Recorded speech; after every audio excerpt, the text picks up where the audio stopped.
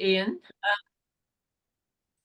So we're very happy, as Ian said, to welcome you all to this second sort of thinking through and spinning off from perhaps Schumacher's work, Small is Beautiful. And we sort of titled this online discussion, Small is Essential. And we had various sort of takes on that in the previous session. But today we're going to hear from Adina Vardovics, and I've been really happy to work with Adina on several occasions, not often enough, but when we have worked together, it's been really great. We worked together, must be a good 12, 13 years ago now, on the Converge project, which was a project based on contraction and convergence. And this was basically looking towards a sort of convergence model of global fairness, justice, and security, actually. I guess the security angle is particularly pertinent right now. Can we give a different concept of what security might look like? And that's something that's, I'm sure, on a lot of our minds. But Adina's going to kick us off by telling us about all sorts of things that they've been doing. And we're really looking forward to hearing from you, Adina. It's great to see you. So basically we've got a good long time for you to present, about 45 minutes. I can tell you 5 minutes before the end if you would like, and then we'll open up for discussion. So thanks everyone. If you can keep yourselves muted while Adina's talking, that would be great. So over to you, Adina. Thank you, Janet, and thank you, Schumacher Institute, Ian and Janet, and all the other fellows and colleagues for inviting me and giving me this opportunity to share some recent research results. I'll just share my screen. It's yeah, this is the program and my slides. I think it works now. Is it? You can all see it. Thank you. So as Janet introduced my talk, I'll be talking about all kinds of things, mainly energy, citizenship, individual lifestyles, and smallness. This is kind of the framework I'll be taking. But before I jump into it, just to give you a little bit of an introduction about the organization I'm coming from, because this will help you put me in some kind of a context, and also it will illustrate that I'm part researcher, part practitioner, so my talk is less theoretical than perhaps some of the other talks were before, but I'll still have some theory mixed in with practice and some examples. So I'm coming from Green Dependent Institute, which is a non-profit public benefit organization. We have been working for almost 20 years. And our mission is to research, enable, and promote sustainable lifestyles. And we do all kinds of research and practical action programs to make this happen.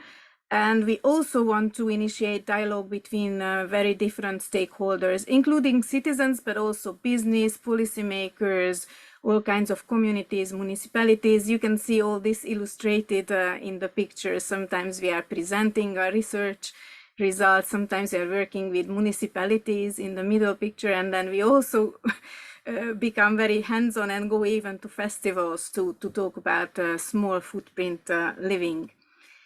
So I thought I would share a few thoughts about my own journey to smallness, to the idea and philosophy of smallness, because I realized this kind of gives a nice framing to my talk as well. Because actually when I was growing up, it was still during the communist years, the communist period. And I was brought up in a kind of small group-based religious movement, which was quite rebellious and promoted free thinking, but also smallness. I now realize, thinking back, but this was more about sharing of resources, sharing of riches, and sharing power. even in those days, we were in contact with an organization in India. And because we weren't that rich in Hungary during communist days, but we still thought we should share what we have with this much poorer organization and people in India. So this is for me where the first idea of smallness comes. And I'll get back to this organization later on because it pops up in the Converge project, which I will mention. And then in my teens and 20s, I started reading literature like Small is Beautiful, at that time translated into Hungarian. Yes, we had it. It was quite miraculous, and also Limits to Growth and other books like To Be or To Have. So I kind of started moving towards the environmental direction, and then the environmental side of sharing or smallness actually came into my life when I understood about the finite biocapacity of our planet and the ecological footprint and overshoot, and also later on planetary boundaries. And that's when I started putting it all together. Smallness from the side of equity and smallness from the side of limits, and this came up in the last discussion as well, that we actually have to relate smallness to limits. And for me, this was putting together the different philosophies and ways of thinking and ideas that came up in my life, and that's how I arrived also at contraction and convergence. And that's when I met, I think, Ian and Janet in this project called Converge, in which we were exploring the idea and concept of contraction and convergence through case studies, partly. This was only part of our project, but we also searched for cases that have this, these two elements in it. Contraction of resource use on the one hand, which we kind of identified with moving towards limits or respecting limits, and then also convergence, keeping in mind equity and justice and fairness. And yeah, we were looking at cases and how they can be mapped in this kind of a system based on how much they consider both contraction and convergence. And you can see we got quite a spread of initiatives. They cover this space, and we have some initiatives which focus on both of them quite strictly, and others not so much. And this for me has been another important lesson, because I realized that, okay, we can talk about sustainability, but there are different degrees of sustainability, obviously. And if we call something a sustainable or decide that something is a sustainability initiative, it doesn't mean that it takes both equity and limits into consideration. And also it might take these into consideration to some extent, but maybe not fully. And here comes the religious movement I mentioned, the Bokor movement. We also mapped it, we looked at it, and obviously it's a lot towards the equity or convergence side, but not so much, it doesn't so much recognize limits. You can say that maybe implicitly it does, that's why it got not a 0 but a 1 evaluation, but it still has a long way to go. And then we also, just to show you another example, this is an example from the UK, the Converge project that you might be familiar with. This project connects these two sides much better. And if you want to look up some of our cases, you can still, I'm happy to share my slides afterwards, and then you can look at all the other cases that we studied. And so in this talk, I will be focusing on these smallness from the point of view of connecting these two aspects. And I will be mentioning or discussing energy, citizenship, and as well as individual lifestyles. How can we be in this donut? I'm borrowing the donut as a really nice visualization of connecting limits and equity, or the satisfaction of basic needs. And actually, I looked it up, and Kate Raworth, the author of Donut Economics, she also references small is beautiful. So it's a nice connection of different thinkers. So how can energy citizenship support smallness? First of all, what is energy citizenship? In this project I worked in, Energy Prospects, we defined energy citizenship very broadly. As you can see, illustrated by the pictures, we looked at individual as well as collective cases of energy citizenship, some that are a bit more reformative, others that are more transformative and really want to create a new system. Extinction Rebellion, that you can see in the middle picture, we defined it as a case of energy citizenship, but also community energy or planting trees to compensate for the carbon footprint of events, lifestyles, and so on. And also very traditionally, the more community energy cases. Here is our definition. So basically, we defined it as forms of civic involvement that pertain to the development of a more sustainable and democratic energy system. This is a really wide definition on purpose because we wanted to investigate the diversity of energy citizenship in Europe. And of course, there are different ways energy citizenship can be manifested, and also different degrees of sustainability that is manifested in energy citizenship.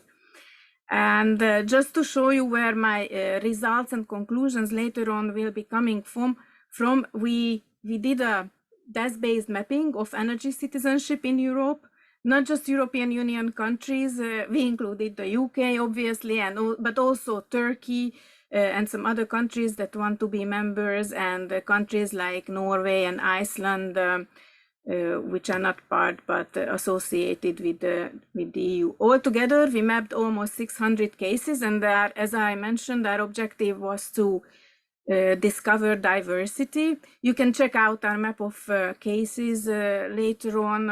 I included some links. It is a really nice way to get inspired and get new ideas of how one can be an energy citizen.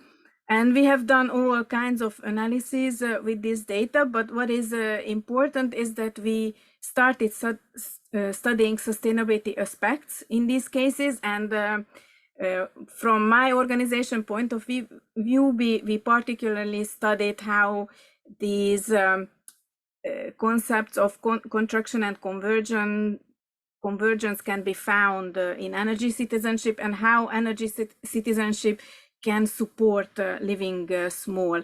We didn't just do this desk-based mapping study. We also did some detailed case studies, actually 40 altogether, this time only from European Union countries, partner countries, because we were doing interviews and we needed access, so it's kind of for practical reasons. But among many other things, we collected the same data on sustainability aspects as before, which I will give you some details about. We looked at more social sustainability aspects in the cases, particularly how they observe equity and justice in their objectives, but also in their practices, everyday operations, and also citizen power and control, how much power and control they give to citizens, how much their say counts, and then also the energy democracy. Is this the aim? Is it the aim of an initiative or a case to put energy democracy into practice or not? And if yes, to what extent? And on the environmental sustainability side, we looked at environmental sustainability very broadly. I know it is, it could be broken down, but we had a very multidisciplinary team, so we took a very broad approach to it. But we particularly looked at the recognition of the carbon limit in the cases. So here is where I have some information, some results related to smallness, because since we are talking about energy citizenship, it's very important. Well, we thought it was really important to see how the carbon limit is observed in the cases of energy citizenship, which to me should be about this particularly, but it turns out it's not always the case. And just so you know what kind of data we collected, we asked the case researchers to use a scale and decide to what extent the case is consider all these 5 sustainability aspects, but we also asked them to provide text-based explanations. And for each of the 40 cases, we drew up these spider charts to show how they are doing in terms of observing these sustainability aspects. We based it, you can see even in this representation, we have the environmental sustainability aspects at the bottom, sort of also indicating that without this, social sustainability is only possible in a limited way. And yes, you can imagine we have all kinds of spider charts in our database. Again, if you want to look at all the 40 cases, we have a case study collection that we are happy to share, and you are free to look around in it. And as I already remarked on it, not all cases have a strong sustainability focus, and not all of them, even though we might think that if they are a case of energy citizenship, they should be taking the carbon limit and environmental sustainability very seriously, and same with energy democracy and striving towards giving citizens control. But we found that they can actually be grouped into four groups or clusters. One of them, the first one, is the sustainability-driven energy citizenship, where these two sides of sustainability are strongly connected, and most of them are really about creating a new kind of energy or even social system. But we have cases that are more socially driven or more environmentally driven. It doesn't mean that they completely disregard the other side of sustainability. It's just not so strong in their objectives and activities. And we also have quite a large group of cases that have a much more moderate focus on both social and environmental sustainability. Regardless, they are of course important. They contribute to the creation of a new energy system, and also they provide important ways of citizens to actually get connected to these cases, because we are all different. So we might be driven by different causes, objectives, motivations. So it's very important that we have this diversity of cases. So it's not just like it was with Converge. We didn't want to provide evaluation of the cases. If you are in cluster 1, you are better, and if you are in cluster 4, you are not so good. No, this is not the case. This is simply an objective, quasi-objective evaluation of where they are in terms of social and environmental sustainability, and how much they are also challenging the current energy system. And even the cases that are in cluster 1, which I will be focusing on now, the sustainability-driven energy citizenship cases, they are often not there in the donut, but it is clearly their objective to be in the donut, and most of them have some kind of a system to keep track of where they are, some kind of indicators or evaluations or yearly membership meetings. And just here's the list of cases that we have in this cluster 1. And you can see that we have an Extinction Rebellion specific group from the Belgium that is here, that is clearly observing the environmental limit related especially to carbon, but also to other resources. And also they are really about meeting everyone's basic energy needs and creating a citizen council that could drive climate related action in their smaller area, but also in Belgium. And then La Vida Verde is a co-housing case from Berlin, but they are very much aiming towards providing affordable housing.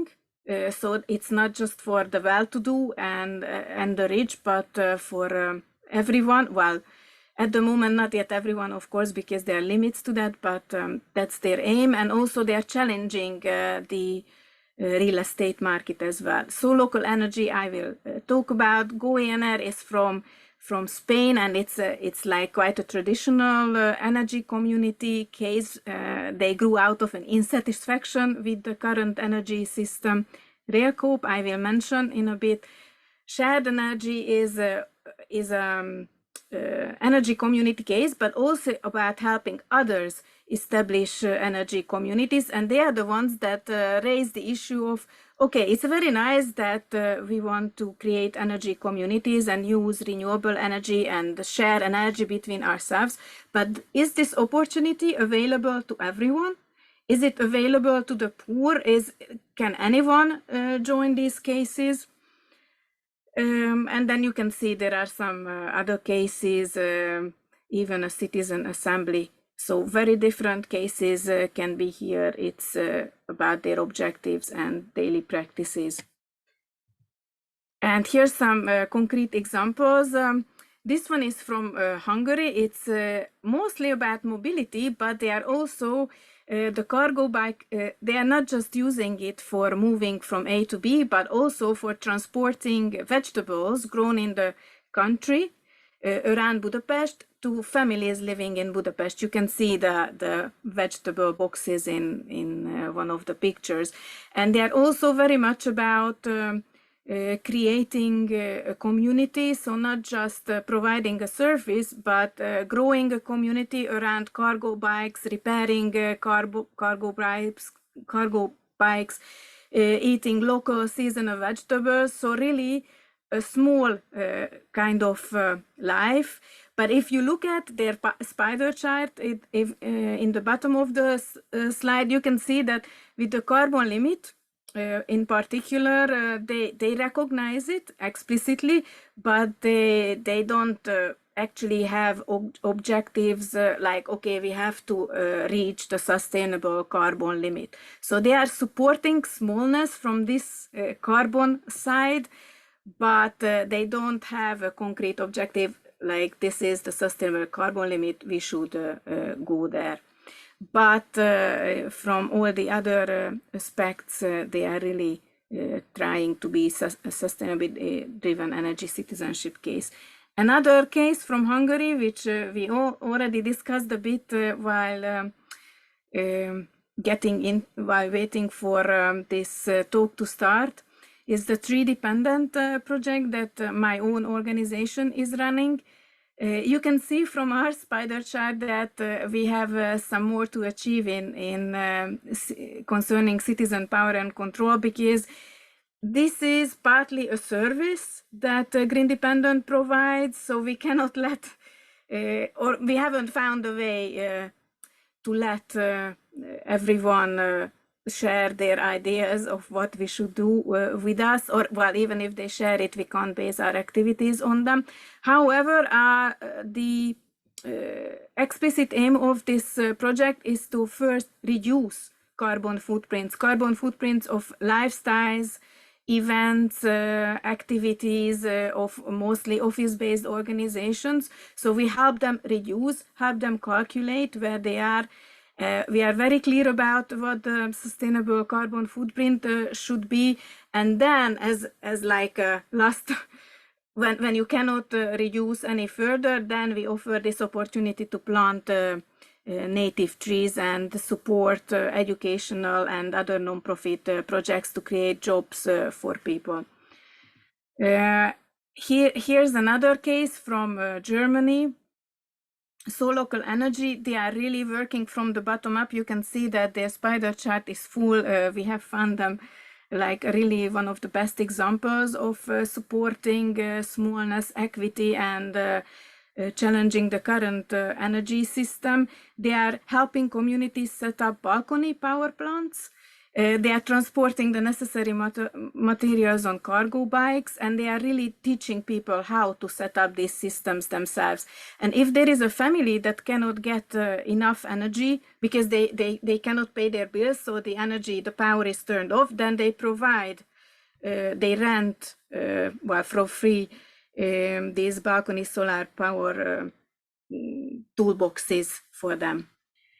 And I wanted to share this because this is what they believe in, that lots of small initiatives, so we don't have to grow big. There is no need for a huge local energy organization. We need to multiply, and we need these many small local initiatives to change and, well, get over the fossil fuel industry, but also create a new energy system. And one more example, because I thought it was really interesting. It's a railway cooperative from France. They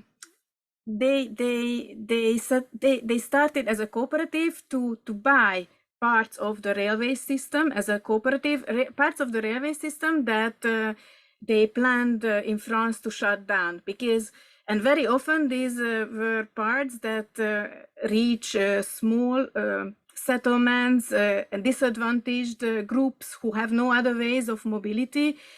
And here I will also share a particular concern about, or a challenge about being small, because this rail coop wanted to stay small, but their idea became so popular that, like, in a few months, from 30 members, they grew to 14,000 members, and suddenly they were too big and had to start operating more like a traditional organization. They kept the cooperative principles and they kept the citizen power and control, but they really had to change their ways of working because they grew too much and too suddenly. So these kind of initiatives, I believe, all help smallness in very different ways, and they all help create a new, particularly energy system, but if you think about it, a new kind of society as well. And some thoughts that I started with is, sustainability initiatives, like cases of energy citizenship, they do not automatically support smallness. They have to be specially set up to do this. And also, an environmental sustainability focus does not automatically mean an awareness of limits, especially not an explicit awareness. And I think this is quite important to recognize, because we often say that if there is a social innovation case, a sustainability initiative, a local food initiative, we immediately think that, okay, this is great, this is sustainable. Well, maybe in a weak sense, yes, but not necessarily in the strong sense. We really have to take a closer look and see how they, what their relationship is to limits. And also, when studying these cases, we realized that smallness as an orientation and supporting smallness or not in a case is often fixed right at the beginning when the case is set up, which is kind of obvious, but we studied their evolution as well. If cases that didn't support smallness, or they didn't have limits focus, did they get it later on as they developed, as they evolved? But most often they did not. So setting up and defining your initial objectives and the principles seems to be really important. And also connecting the environmental and social, although it seems very obvious and kind of self-evident to many of us, I believe, it's really not so obvious for the cases and for others working in the field. For example, we looked at specifically energy poverty alleviation related cases in this database, and them especially, they don't really have a limits focus. Maybe it's natural, but it's something we'll have to think more about and deal with, so that really promising solutions are promoted and multiplied later on. And here I kind of stop this energy citizenship part of my talk and switch to another very much related part, but you will see it is kind of from a different perspective. I'll look a little bit at smallness at the household and individual level, or in some other ways, what kind of energy citizenship initiatives would help us be small at the household scale, or is some of the ones you have seen and I have mentioned really would help us, I believe. But what does it really mean to be an energy citizen in our everyday life, an energy citizen that wants to be small, that lives small, that stays within our planetary boundaries? And here is, I often refer to so far to the carbon limit, and based on various literature, this limit is about 2.5 tons of CO2 equivalent per person per year. This is what we should aim to reach by 2030, and even less so, 0.7 tons by the year 2050, if we are to keep the aspirational 1.5 degree goal. And this is, as you can see, it's a huge challenge, especially because some of us are really far from it. And a lot of us, 50% globally, are below it. And in this other project that I'm part of, we looked at how much of a chance we have of reaching this objective. We did some modeling, actually quite positively oriented modeling. So we calculated with current renewable energy changes and current infrastructure changes that are a bit better than business as usual. And what you can see in these graphs is that just with technology change, we won't reach this goal. Even if we do more than we think, more than what is planned by policies today. So we really need lifestyle change as well, or behavior change as well. And we are not the only ones in this project saying this. This has been said before, for example, in Nature Communication and lots of other sources, because two-thirds of the global carbon emissions are actually linked. They can be linked to our individual lifestyles. So we really need to do something about that. Of course, it's not just our own individual responsibility. There is a limit to how much we can change voluntarily and individually. We need the change in structural conditions as well, as for example, these energy citizenship cases. They could help change structural conditions, but we do need to change. And in this project, EU 1.5 degree lifestyles, we are taking this approach. We are looking at individual households, what they can do, and we are also looking at structures, economic, political, societal, technological, all kinds of structures that are the ones hindering this change.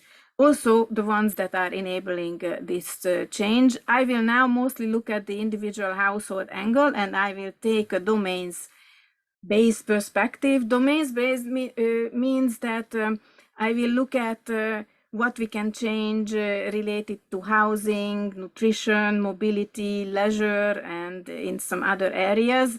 Don't worry, I won't go into great detail. I will just mention especially aspects related to reduction and smallness and sharing.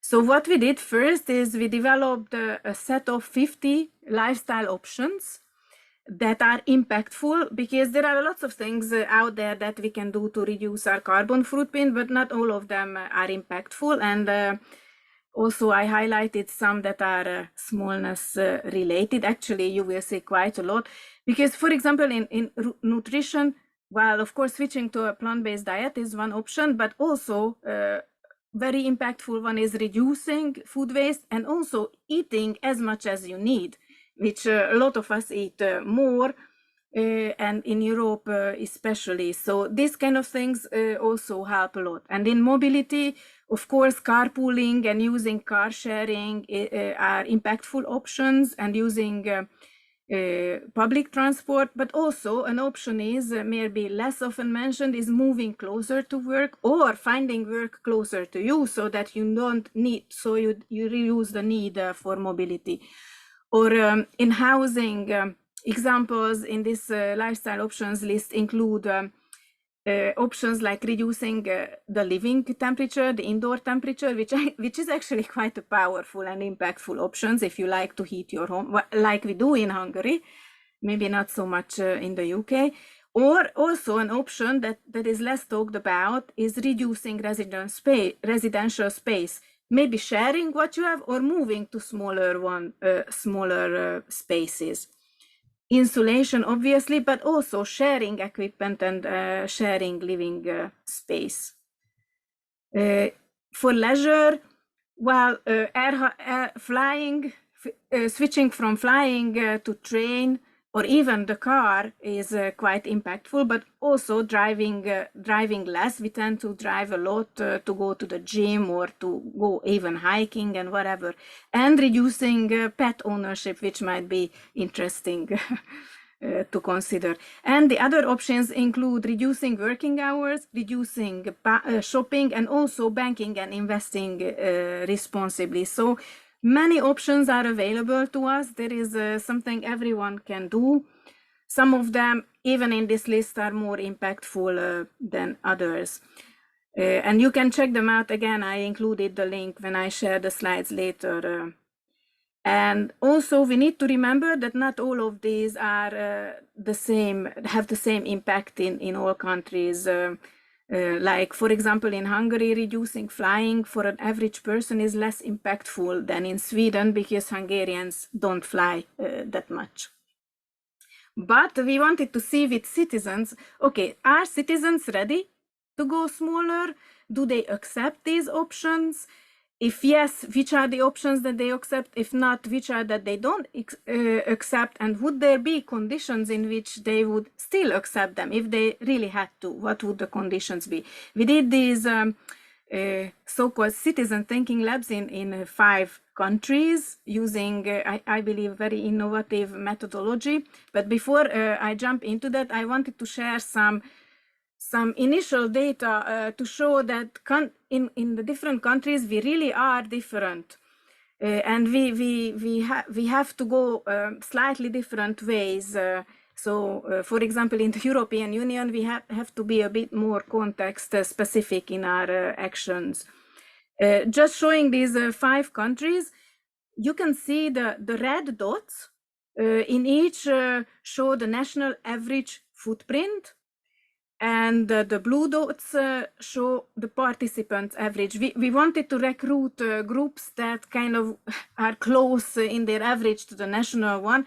In some countries, we were more successful than in others, but that was our aim. So we didn't recruit green people to come to our groups, but really a varied group of people. And you can also see the highest and lowest footprint in the group, which we were quite successful in recruiting a diverse group. But you can also see that in most of the countries, almost everyone was above this sustainable footprint objective, this 2.5 tons per year, except for Hungary, where we actually had 3 people below it, and these 3 people were not even green. I mean, they weren't coming from the green community, because we have here is the 50% of globally that lives below this threshold, sustainability threshold, and mostly because they live in energy poverty. Sometimes energy poverty, they don't recognize themselves as people living in energy poverty because they are quite happy. They are not cold. They don't feel like they need a car. They don't want to fly. So they're quite happy, but a lot of them are actually live in very dire circumstances. Anyway, in this workshop, we played the game called the Climate Puzzle, and this was the way of eliciting which options people accept and don't accept, and whether they can see themselves reaching the objective. So you can see, this is in German. You can see in the first small picture, you can see the red line is the current footprint, and you can see the green space rectangle. That's where you have to go. That's 2.5 tons, and you can see these cards differently sized with different text. These are the options that people can do, And in this workshop, they had to kind of work out how they can reduce their carbon footprint to this objective. We helped them, we talked to them, and they were put in pairs with people with similar footprints, so to help their brainstorming and discussion. And after this, we asked them using, we had this big options list stuck to boards, and we asked them to vote for their favorite. Well, the options that they are most likely to do, most happy to do, those are the green dots, and the red dots, which they don't want to do. And after that, we had a discussion in groups about the red dots, the options with the most red dots, to see, okay, people don't want to do this. These are often very impactful options. What would help them still do these options? And what have we found? Well, maybe not so surprisingly, people like options. They prefer to do options that are financial investment based and not behavior change based. It's easier to do. We are happy to pay for it. And well, unfortunately, often, not always, but often these tend to be less impactful. And downsizing and sharing, so really smallness related options are among the least preferred, which is really not so good news for us.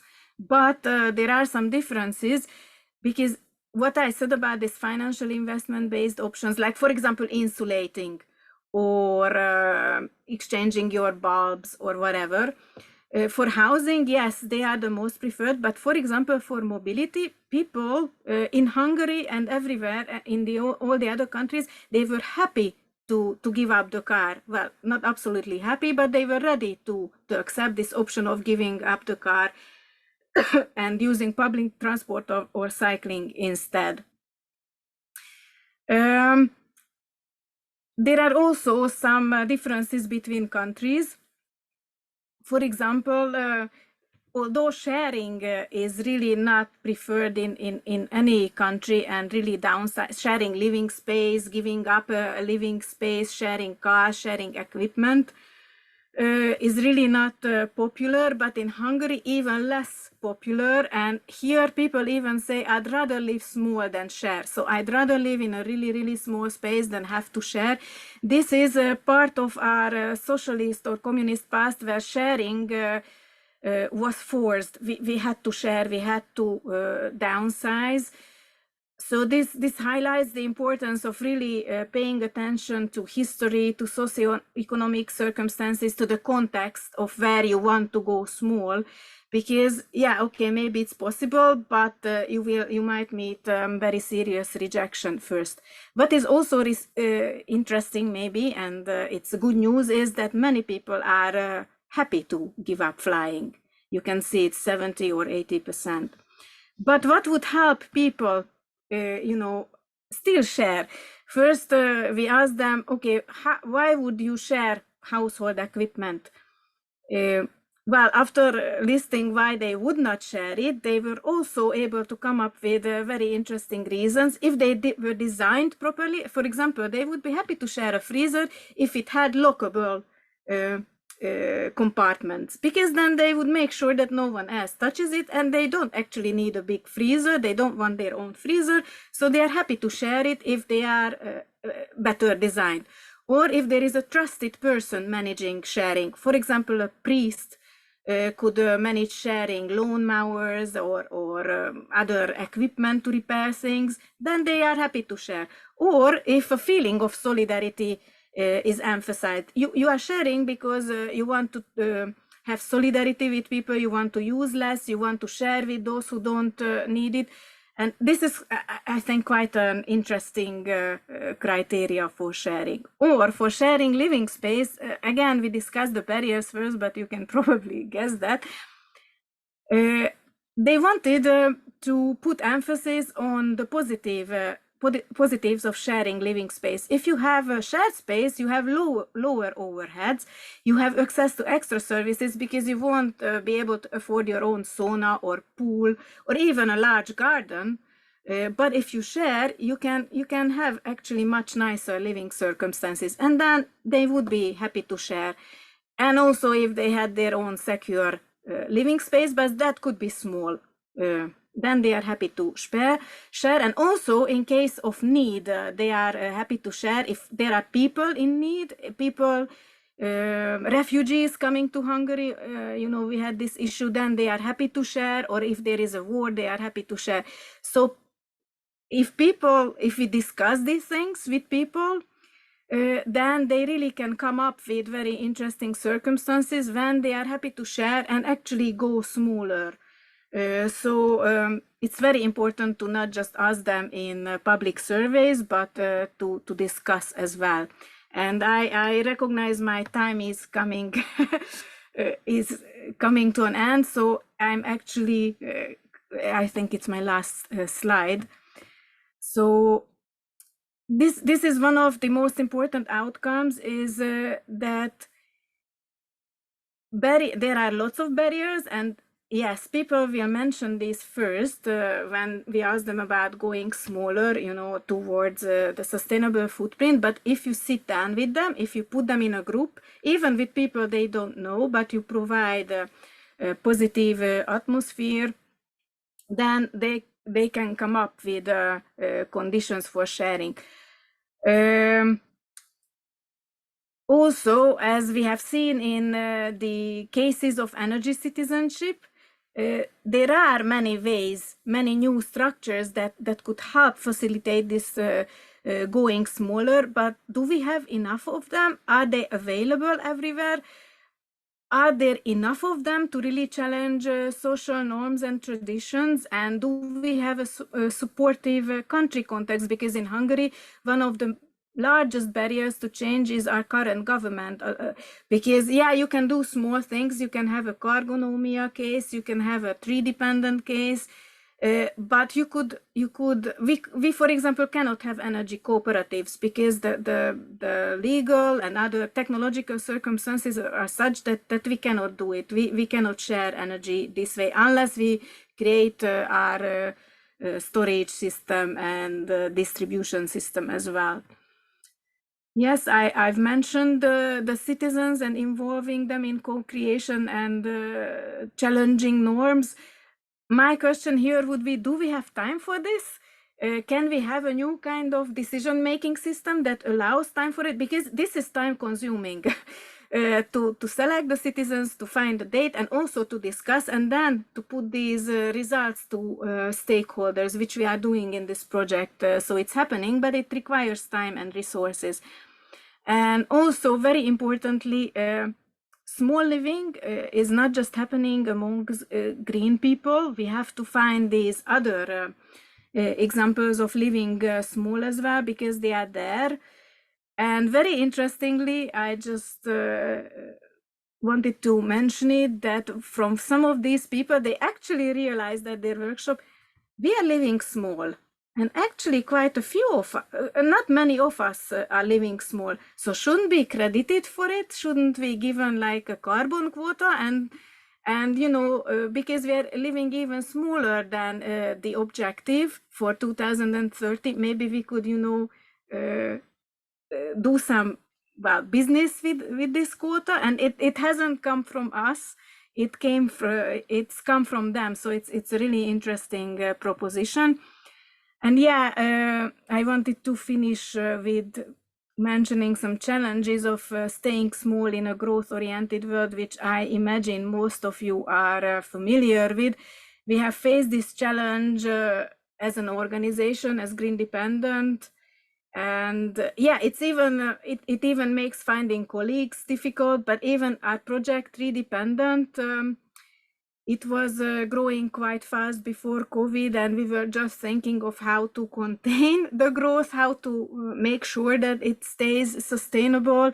And I mentioned this replication, lots of small initiatives. How do we do that? Can we do that with all kinds of initiatives? And it's even a challenge if you think of your own life. Our house is intentionally quite small, but this means that we don't have a guest room. So if you come over, we are happy to have you in a living room, but we cannot give you your separate room.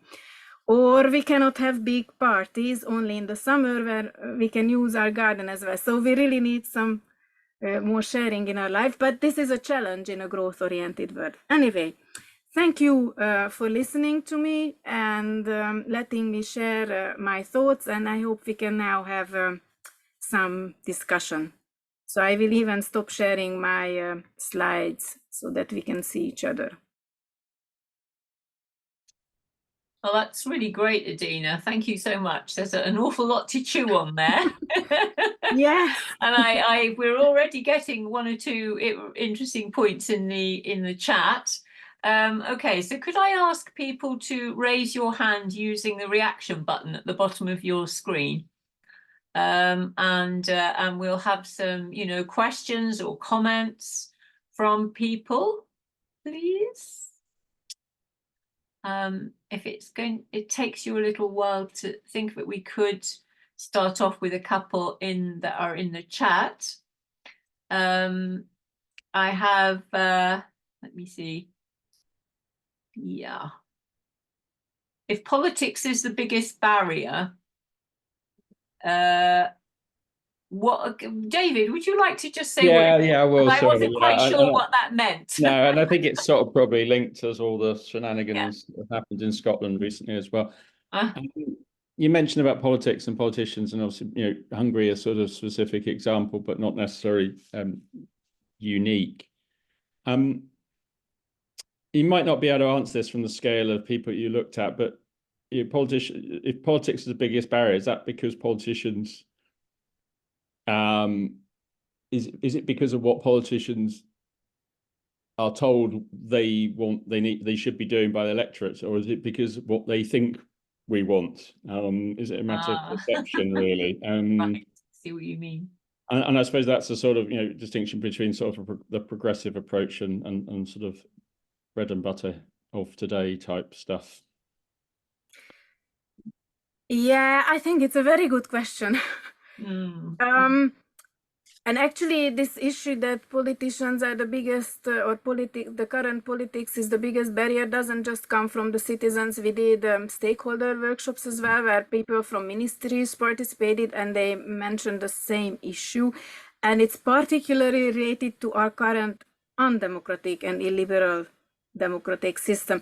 So it's not, yes, one reason is politicians think that people want growth and economic growth and this kind of system to go on. This is part of it. And if it's a truly democratic system, we could, in theory, elect different politicians, right? Is this what you were I think suggesting? so. That it's and I agree with that.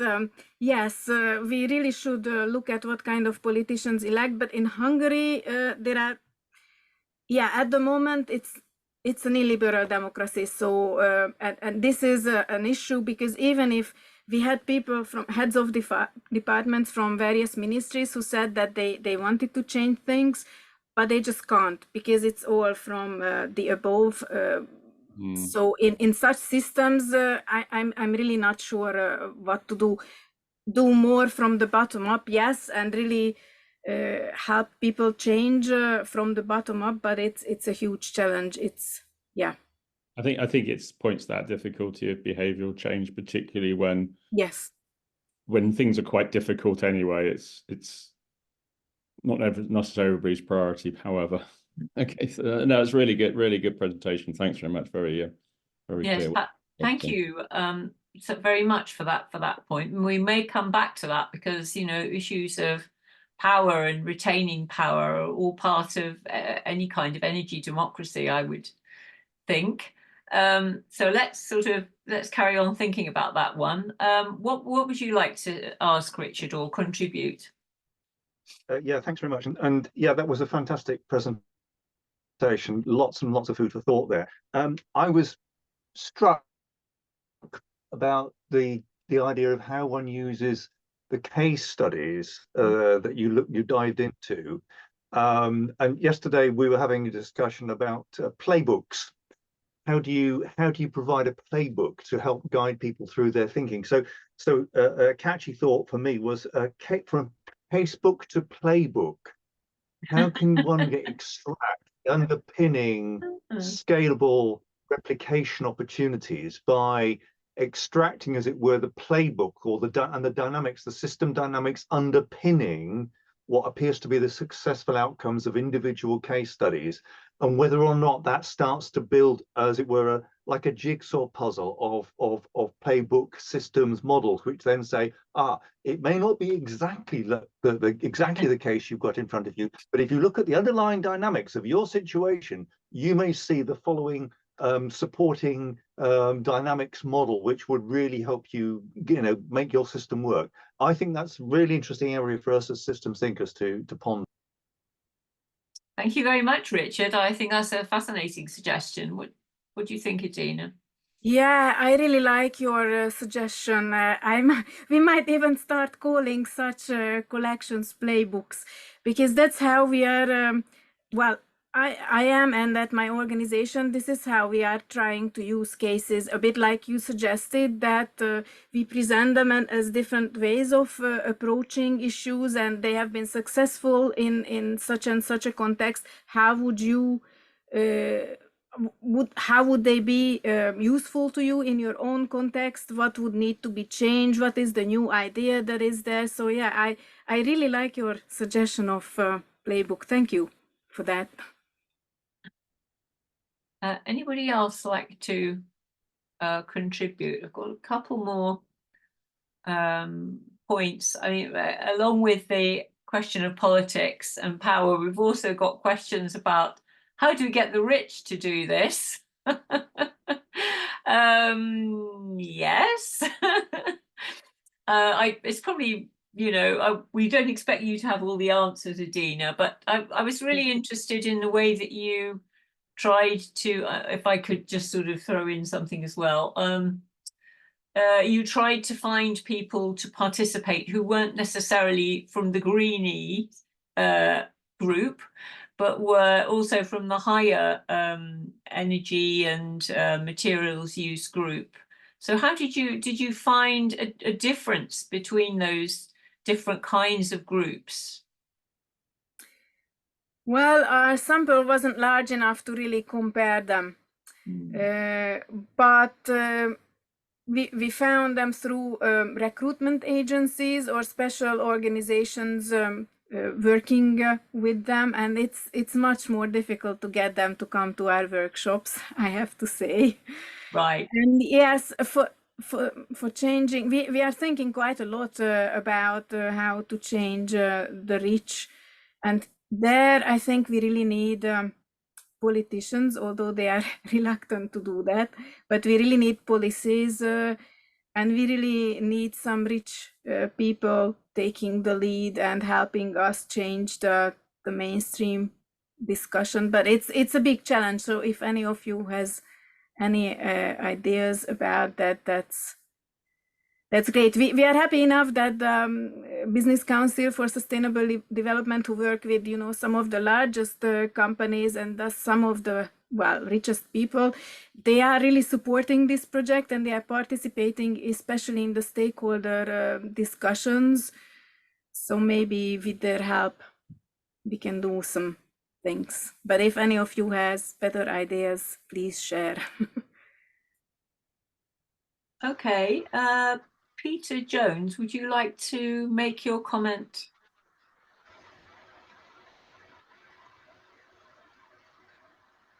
Perhaps I'll read it out if you're perhaps not able to do that. Okay.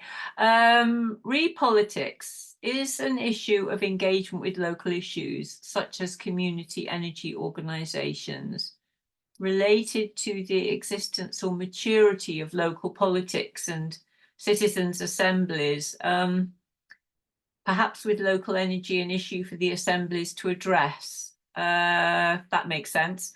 This reminds me of when, before the Converge project, I was doing a Tempest project with Hungary, and I had a unit, an educational unit, which was called Citizenship and Participation and Sustainability or something, and we were discussing this with our Hungarian colleagues, and they said, well, we can't possibly, we're going to have to really change this unit, because at the moment we just really don't have that much of a civil society, because it wasn't allowed under communism. So you know, I think that sort of speaks to this point about the existence and maturity of local politics. But absolutely, and unfortunately we got back to that stage. A positive positive change started after the change of regime at the beginning of the 1990s, but now with our current government, they are really not supporting civil society unless it's their civil society, because they are just like under communism. There were groups that were favored by the government. Now we have the same issue. And, you know, in the energy citizenship study, it really came out. We looked at differences between European regions as well. And it came out that in Eastern Europe, and especially Hungary, the actors who start these energy citizenship cases are different. In Western, Northern, and even Southern Europe, it's more often individual citizens or group of citizens. In Eastern Europe and Hungary, it's very often organizations first. So not citizens, but organizations like municipalities, NGOs, and even for-profit organizations. Later on, citizens, as they acquire the skills of citizenship. So it appears, as Janet was also referring to, we need to learn the skills of citizenship, and that's a huge disadvantage we have compared to, for example, I believe in the UK when I lived there, not for a very long time, but I guess long enough. I had this feeling that, oh wow, my life would be so much easier here in terms of this. Of course, I'm not saying it's paradise and you have your own issues, but in terms of citizenship, yeah, we have to learn. You have to learn to be a citizen. Okay, thank you very much. So I'm going to ask Veronica May and then Sol. Hello. Yes, on the energy side of things, we're having quite a lot of difficulty lately in the UK because we're very tiny and we actually don't have a lot of space. But, well, I'm not quite sure who it is it the powers that be or the companies that do it? They've all decided that they're going to cover all our fields with solar panels in enormous quantities. We need our green spaces, we need our fields to grow things, and yet here they are, and they're encouraged to do it, and we're fighting to save what little green space we've got left. What are we to do? Okay, thanks very much, Veronica May. Yeah, I think you very nicely illustrate this thing that I have been saying, that renewable energy is not automatically sustainable, and we cannot, even though it's renewable, we cannot use as much as we like from the sun. Yes, we could, but we need the infrastructure, and that becomes non-renewable, and that covers up important growing space. So yeah, it's much more. We need a more systemic analysis. Yeah. So that comes back to your point, I think, about it's not just about creating more energy, it's about lifestyle changes, so we don't use so much in the first place, Veronica. I think that's part of the point. Yes. Yeah. We do have people pointing out that we have an enormous amount of roof space that we could use, and not just private houses, but huge buildings which could have roofs, their roofs covered, and we've got lots of that. But people don't seem to want to do that. It's much easier to plonk a load of them down in a field. Okay, there's a couple of people commenting on this in the chat that you might like to have a look at, but let's move on to Sol and Sol's point. I don't know if my mics are working. Yeah. Oh, it's working. Yeah. Rich people, rich person. People say, was at the top, someone once said about the top percentage, with that percentage of being rich on the graph. And quite a few people say that kind of where we are, developed Western countries, we're all the way up there, if not in that little narrow band of billionaires of Elon Musk and whatnot. If we're talking cash rich, and my view is, and I think in line with some of Schumacher's thinking, is that a lot of the time, especially in the UK, we are people who've got money are usually time starved. Like if we're going to say they've got money, they have to work really, really, really hard to make or keep their money. But a lot of people who might not be cash rich are time rich, and I think that's where the change is. I think that's where the shift is. A lot of people who've got money, that I know have got money, they're usually paying other people to try and get their time back. So I think that's where the shift is. And one example that I would use, someone mentioned to me recently, and I forget where they do this, where the people are on social, what is it, social credits or whatever it is, universal credits or job seekers allowance, whatever, or they're just unemployed, they are given work, community service, and so on. And the discussion we had was, how do you can't force people to do that, you have to make them want to do it. And that's one of the problems that we'll have here. That's what I think anyway. People who think they've got to work to make money to become rich, when in fact they've just got to make a valuable use of their time. And that's what I would come back to. And I'd say that with when we're discussing how do we change the minds of the rich, I think we need to be more specific on what kind of rich we're talking about. Yeah, thank you so much for that. Yeah, that's a really, really interesting set of points there. There's a lot more to dig into there, isn't there? I guess this is the 4-day week and all this as well, but I think there is a fear of poverty, which is almost deliberately created as part of a growth ideology myself, and that also sort of prevents people from downsizing when they might. But I think Veronica's yeah, idea sorry. about chicken. Sorry, there was somewhere also I'm just thinking of case studies, and there was, I forget where it was, where they gave 3 chickens to every household. Someone did that, and I was discussing that with someone recently who's got a chicken farm. I said, just give 3 chickens to every house and say, have a chicken house in your garden. Job done. Your whole village has got eggs. And I think those little changes, they're quite easy projects. And Veronica's right. There's a lot of stuff that gets sold off. Farm near me all got sold off, or rather rented out to solar. And strangely, the farmer that I spoke to in relationship to the Schumacher Institute years ago, I mentioned that about permaculture. And his first response was that after you farm the land for decades, especially with the way we do it in the UK or in the West, monocrops and whatnot, he says you've got to wait 10 years for the land to be back to where it's healthy again. So solar panels can have a positive effect, as opposed to monocrops. I think, well, thanks very much, Sol. A lot of points there. I think we may come back to the agriculture discussion again a bit later, but it's Ian and then Richard. Thank you, Jan. Thank you, Adina, very much. When I come to Hungary next time, I'll bring a tent so I can pitch it in the garden. You're very welcome here, because we've downsized as well. We've only got a garden left for people to stay in. So there we are. My point is around sort of integrated initiatives, as you might call them. The fact that the sort of shifting to low impact lifestyles has multiple benefits. It's not just the sort of immediate ones on the environment and in making impact with climate. There's huge benefits around the way people relate to each other, which can have great effects on mental health as well as physical health as well.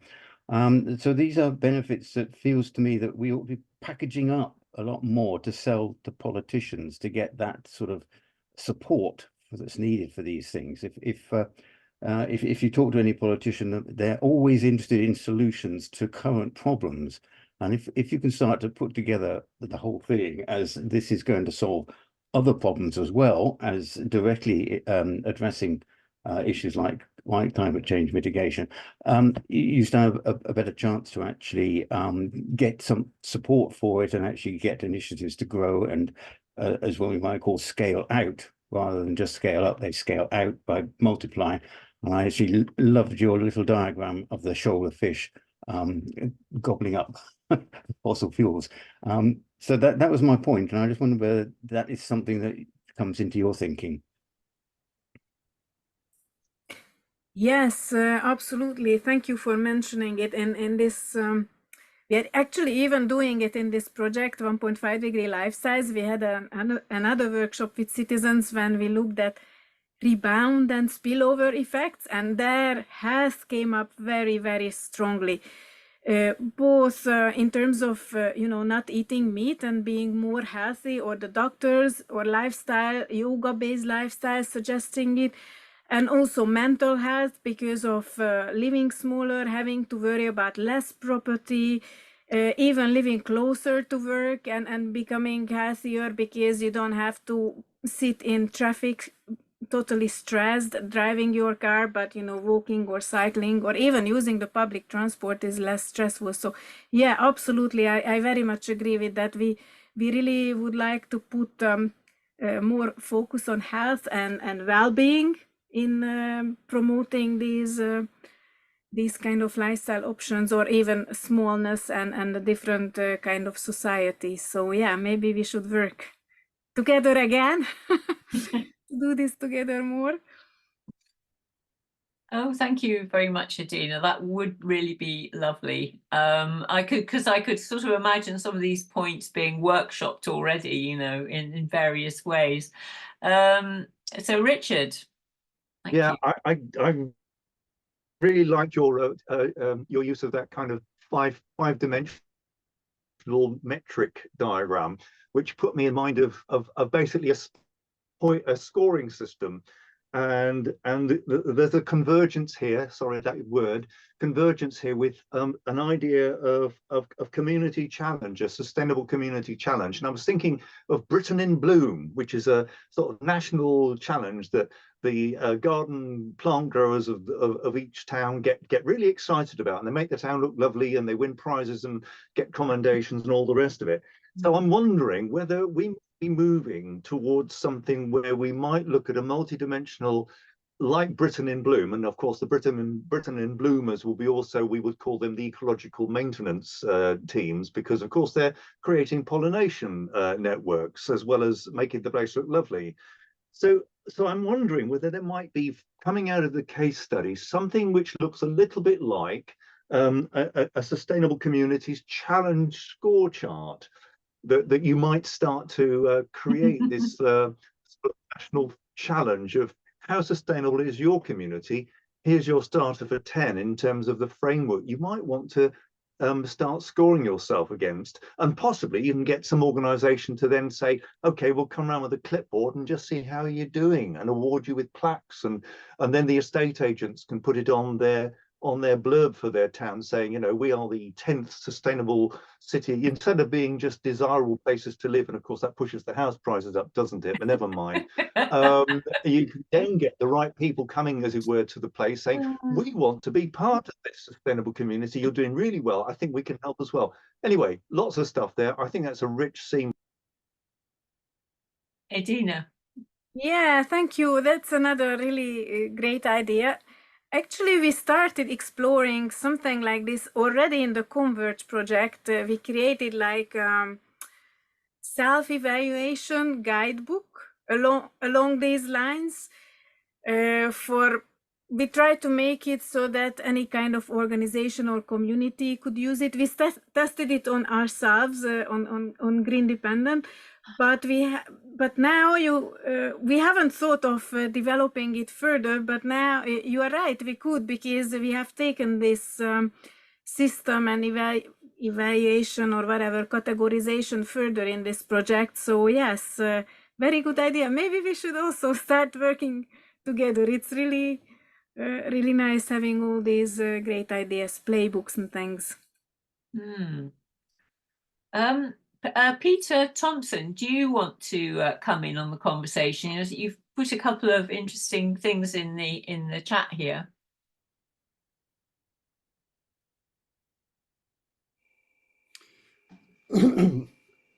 Yeah, mostly responding to points other people have made there.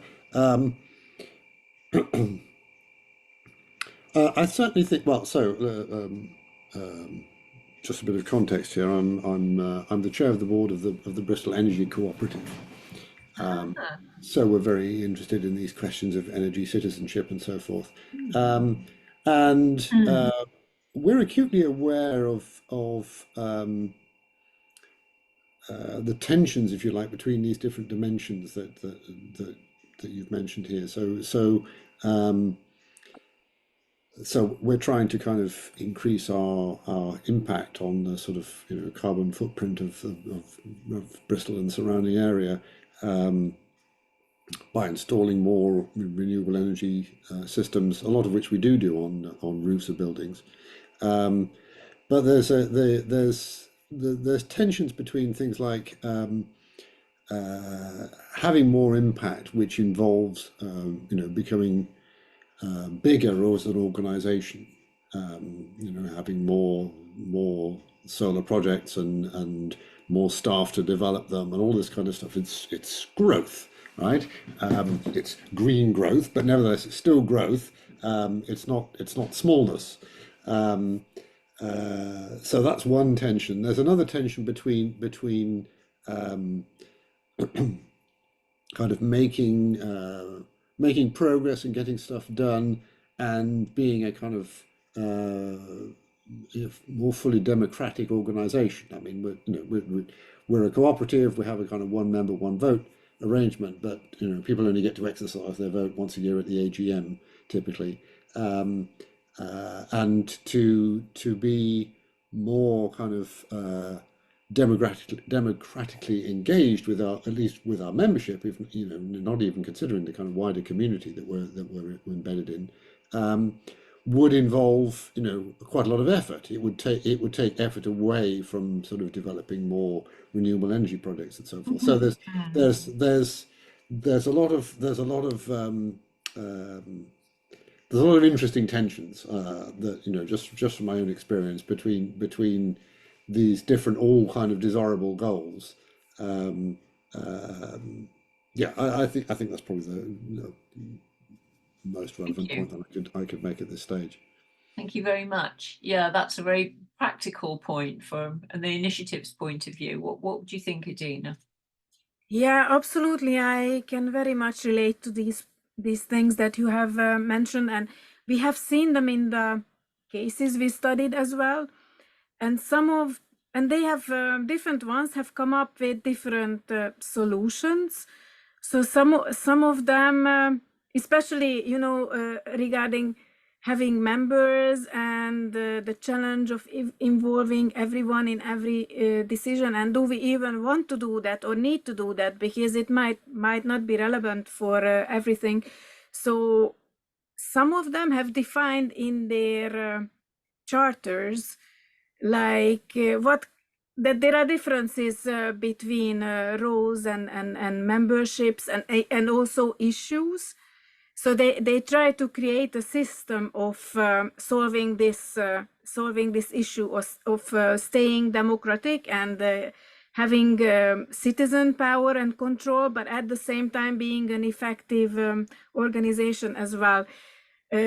This is something we have been interested in as well, like how different cases approach the same issue, maybe in different contexts. And I don't think we have time here, but we tried looking at these different arrangements, and actually there is a diversity of structures to ensure democracy and citizen control as well.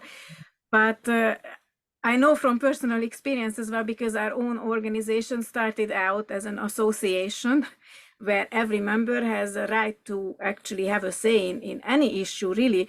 But then when we started doing these big projects, European projects especially, we needed to create a new organization to be able to stay functional, because it just took too long to make decisions and involve everyone in every decision. So I think this is part of the challenge of staying democratic and having citizen control, but also relates to being a new kind of organization in a growth-oriented system that wants to be fast and wants you to react fast.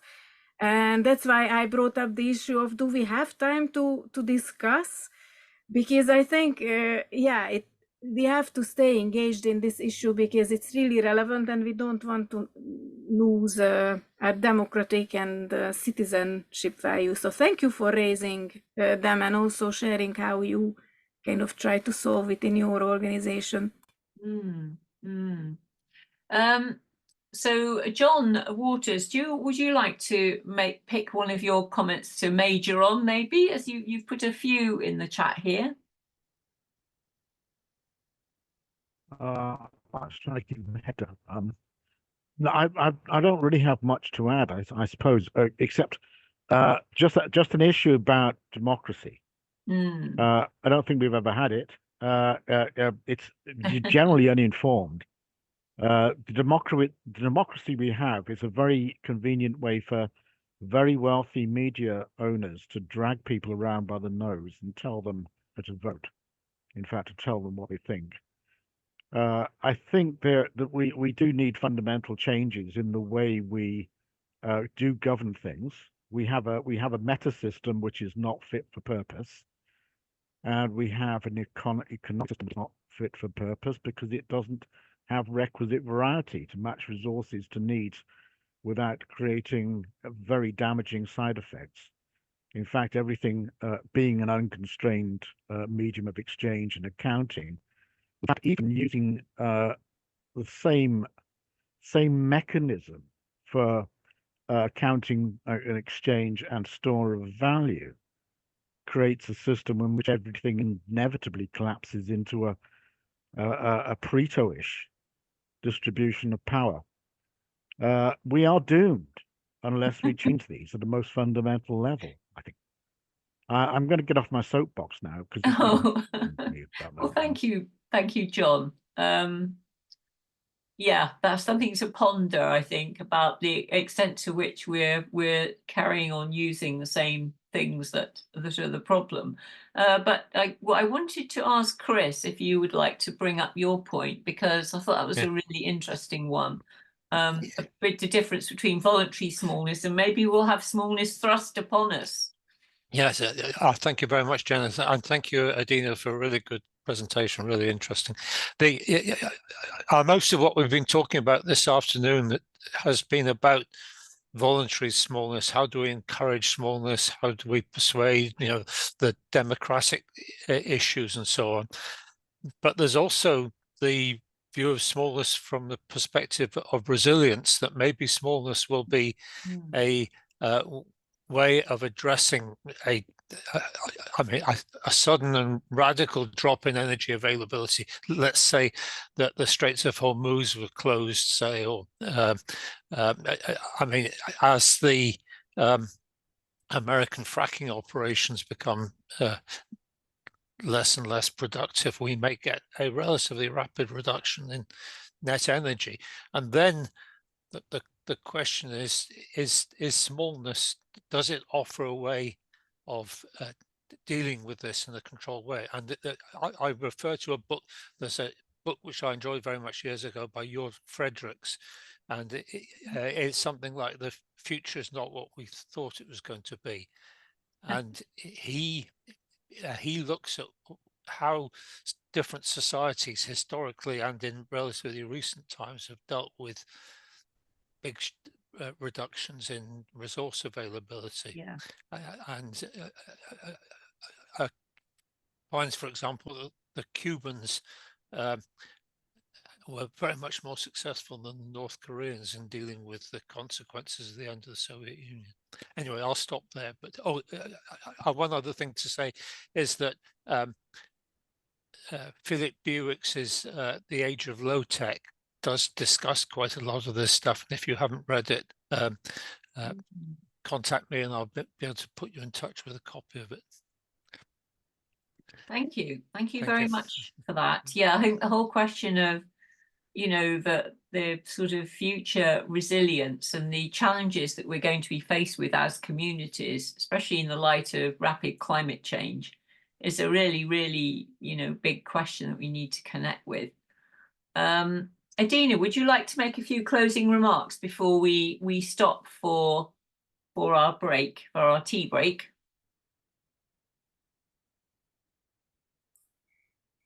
Yeah, maybe haven't really thought about this, but this point about democracy made me think, yes, actually in this, obviously I didn't share all the details of this research, but there are very interesting ways these cases propose a new system, and they actually sometimes really challenge democracy as well, with our majority-based democracy, really, which is not always truly democratic. So we really, it's really good to dive into these examples, and I'm sure you all have very interesting examples and yeah, cases that could be studied.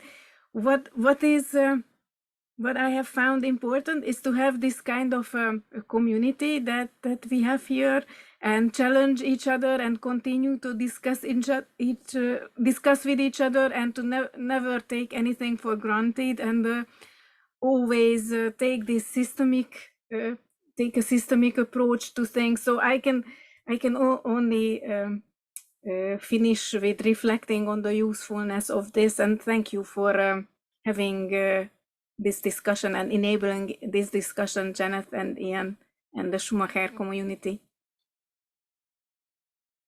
Thanks so much, Adina. It was really good, and I think we'll all have some thoughts to ponder on, and maybe it would be nice to have arrange a follow-up chat. Yeah, I think there's some really good stuff in the chat as well, so it would be good to be able to save and look at that. Okay, so we're going to, and thank you once again so much for your great presentation. It's really interesting, and all the work behind it, because that's a lot of work. And the thought you put into your work, which is really, it's inspiring, and I always get ideas from listening to how you've done things. Okay, so we're going to have a break now for about 20 minutes to go and have some tea or whatever you want to do. And we'll see you again at 3:50 when we're going to hear from Ian about issues on technology and smallness. Thanks, everyone. Easy. On that note of smallness, I will now introduce you to Ian. Ian Roderick, who's the director of the Schumacher Institute, who's got long-standing, interest and practice in systems thinking, to talk about an aspect of Schumacher which is often perhaps sidelined a bit, the issue of technology and smallness. So look forward, Ian, to hear what you've got to say. Thank you. Thank you, Janice, and thank you, Adina, for setting such a lovely scene for talking about smallness in terms of, the way it really relates to being human, which is, I think, an important thing that comes out from Schumacher's work. So if that's okay, everybody, I'll like to talk about technology and smallness. Obviously, so many things we deal with sort of defy definitions, or at least have multiple definitions sometimes. So I'm not altogether what smallness means, but please bear with me. I was given this brief to sort of talk about it. So I went away and came up with so much material that it's difficult to digest it all. Janet said, is there a shift towards smaller and agile technology? So immediately my thought was agile. What on earth does that mean? Another problem of definition. And from my background, previous existences, agile means something quite specific, really. So we'll get to that. But the real question is, are we looking at smallness, agileness, and how does it relate to this concept of appropriate scale? Which is very much what I want to do. So my talk today is very much exploring these issues. It's a bit theoretical. But I hope we can relate it back to, the practical and the way we actually work. So, yeah, we start with Schumacher and pull out from his work some kind of principles. These are the ones I often use when I talk about what Schumacher mean, what was his philosophies. Obviously, local action is a very important aspect of that. Non-violence, simplification, integrating the inner and the outer, which is sort of how do we deal with issues ourselves personally as we engage with the outer world. And I'm not quite sure why my screen keeps doing this, but I shall keep, hopefully, doesn't do that too often. Human scale, very important aspect of it, and meaningful work. So those are sort of some of the key issues that philosophy they're embedded in the philosophy of Schumacher. And yep, let's go to technology and Greek words again. We start with episteme, which is the theoretical understanding about universal truths, and techne, which is the hands-on skill and craftsmanship, and gives our word technique. And the word technology comes from techne and ology, the practical application of knowledge. And we see a lot of quotes from Schumacher in this. Today, we suffer from an almost universal idolatry of gigantism. It is therefore necessary to insist on the virtues of smallness. So, very definitely, this is, Schumacher's angle on things. It was that fight against gigantism that he was always talking about. Big technology. Here's a picture of a truck. Now, I've driven some pretty big machines in my time. I have to admit something that I would be delighted. I'd love to drive that truck. And I think many of us boys would be of the same mode. And hopefully nowadays, lots of girls would like to do that as well. But, it is big technology we're dealing with. More quotes from Schumacher. Even bigger machines entailing even bigger concentrations of economic power and exerting ever greater violence against the environment do not represent progress. They are a denial of wisdom. Wisdom demands a new orientation of science and technology towards the organic, the gentle, the non-violent, the elegant, and beautiful.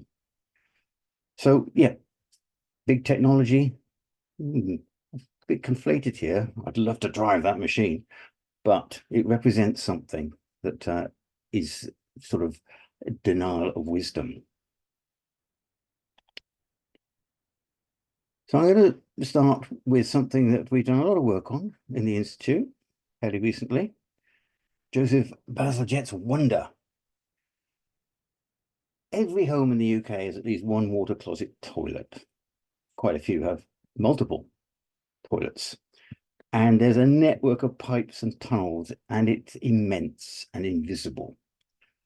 And Sir Joseph William Bazalgette made probably the single biggest contribution to the health of Victorian Londoners. Because of his work that the Thames is now the cleanest metropolitan river in the world. And it's because of him that cholera, along with other diseases such as typhoid, are now part of British history. Now, some of you might be thinking, hang on, how old is that quote? Because not quite as good as that at the moment. But anyway, nevertheless, it was amazing a change which affected health a lot. And what we've got now is just opening up, I believe, I'm not quite sure what stage it's at, but it's at the Thames Tideway Tunnel, 25 kilometers combined sewer running under right across inner London. And there's a picture of it there. You can see the scale of this, just from the two men hanging there. That is colossal. It is unbelievably big, taking away all the sewage and rainwater. It does say it's intended to capture, store, and convey. I do sometimes wonder, I still haven't quite worked out where does it all really end up.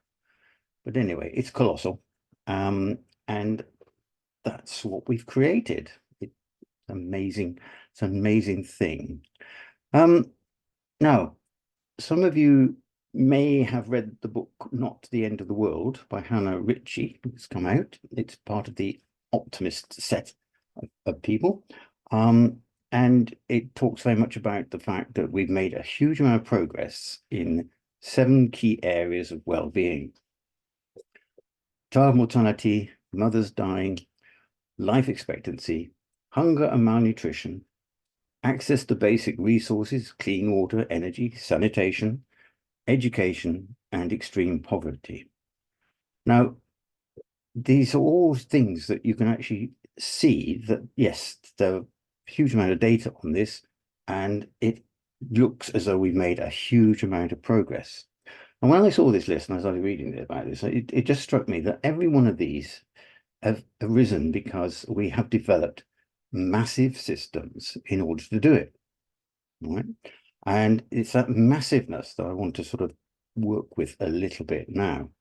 These haven't arisen by sort of millions of small actions. They've come about because we've organized in ways that we've been able to deliver the services and the changes necessary to reproduce this progress. And although it may, it seems as though we are making a huge amount of progress, it's extraordinarily difficult and dangerous to extrapolate from that and say everything else is going to continue forever in that direction. So, as people know, I can't do a presentation without putting up this slide of path dependency. And there we are. There's our little channel of water that started as a tiny trickle that was just a random path to start with. But because it took that path, it started to dig a deeper and deeper channel. And the water now flows through that pathway, and there's no other way it can get out to the sea. That is, it's now set in place because of its history, and it's there. As long as the water rain comes, it'll take that route out through the mudflats. So history matters a great deal. Where we've got to determines where we can go. What are we talking about? What I'm trying to get towards is the 3 things here: a meta system. So that's a kind of any system considered as a group of smaller system. We're always based with this idea. It's systems and all the way down. We have this interrelatedness and nestedness of systems. I'm listening to it now. As you start going up, we have a meta system. Now, what I would say is that we can define a mega system, slightly different in a sense. It is a meta system. It's an extensive and large-scale system of systems. I go further than that and start defining massive system as exceptionally large, heavy and solid, and extremely path dependent. So trying to see this sort of different ways of looking at things. We can have collection systems, but we have eventually this called a massive system. And a city is a vast accumulation. It's what I call a mega system. By itself, it's not a massive system. It contains huge number of systems of buildings, the offices, etc., the roads and the railways, the communications, the water flowing in it, waste disposal, solid and sewage, and of course it has people within it. It is a vast accumulation, but it's still in a sense not that big enough to become what I would call a massive system. It is, what we are dealing with in terms of massive systems that delivered what Hannah Ritchie shows us are the sort of 7 stages of progress that we made, are all even bigger than a city. What do we actually have with these massive systems, like a health system, like a sort of national network for electricity distribution and production, is that we've sort of got a momentum with them. We've produced these massive systems, they're complex, and we've locked in a future with them. we've created these systems with path dependencies with increasing investment needed just to maintain them. And this is an important point I want to come to in this, is about maintaining what we've got. The cost to switch to fundamentally different set of massive systems is immense. And it's unbelievable. And it's not cost just in terms of money, it's resources and energy requirements to do anything. So you do feel as though you're actually strapped up in a straitjacket, a bit like Houdini. But unfortunately, probably unlike Houdini, we can't magically get out of it. We are constrained hugely by the momentum of the massive systems that have locked in our future. Another sort of very interesting system phenomenon was the Red Queen effect. It takes all the running you can do to keep in the same place. And if you look at the sort of mega trends, you can see that there are impacts on all the massive systems we have, and they're going to continue to get worse and worse as the throughput of materials continues to increase in the pursuit of economic growth. So we're generating a feeling that we are running to keep still with our massive systems. And in the contemporary world, the feeling, like the sewage system in the Thames, is that we are slipping backwards. We're not even running, we're not even keeping still with our running. We're not running fast enough. So there is this Red Queen effect to bear in mind. Lock-in, yeah, we are, in this situation where we're finding our systems are extremely hard to change because of power relationships and resource flows locked together in reinforcing patterns to serve the system's current purpose. So that the actual purpose that the system exhibits as an emergent property of the system itself is its purpose. It reinforces the inputs that go into it that make it what it is.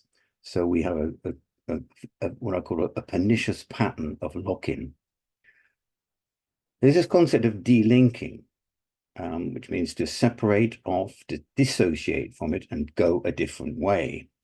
And delinking from a massive system to a low-tech future at scale is incredibly difficult, given how deeply embedded we are in an overwhelming social and economic structure. Delinking on a micro level, as small communities can do it, yes, you can delink from the big massive systems. You can go into a completely different environment at a small scale and live very differently. And that's happened on many occasions.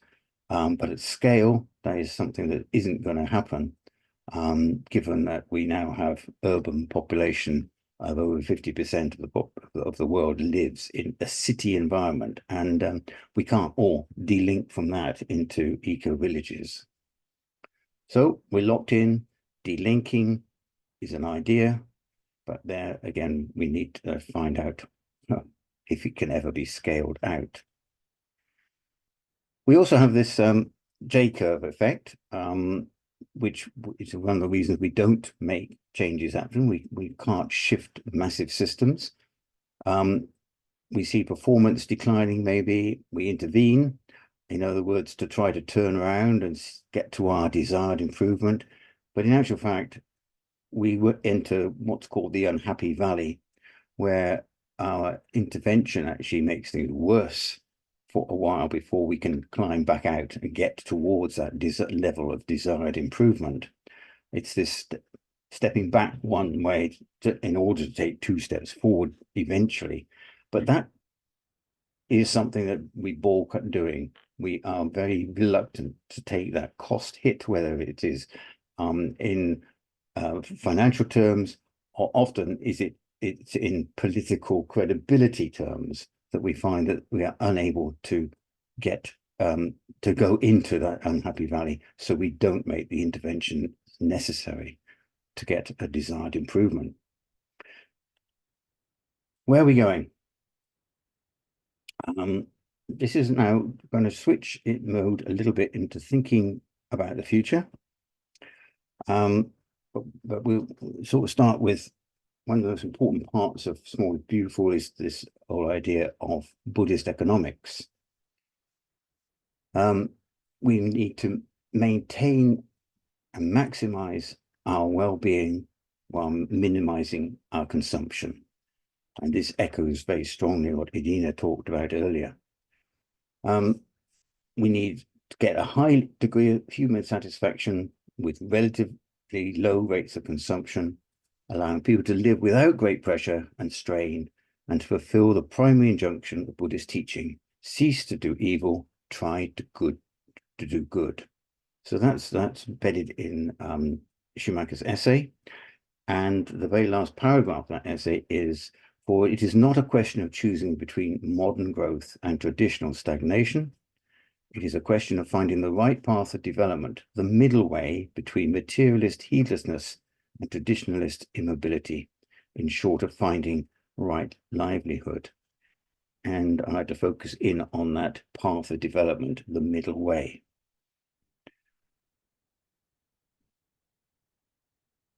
Just to recap a little bit then on the key systems ideas from Schumacher, is the right scale for human fulfillment is very important.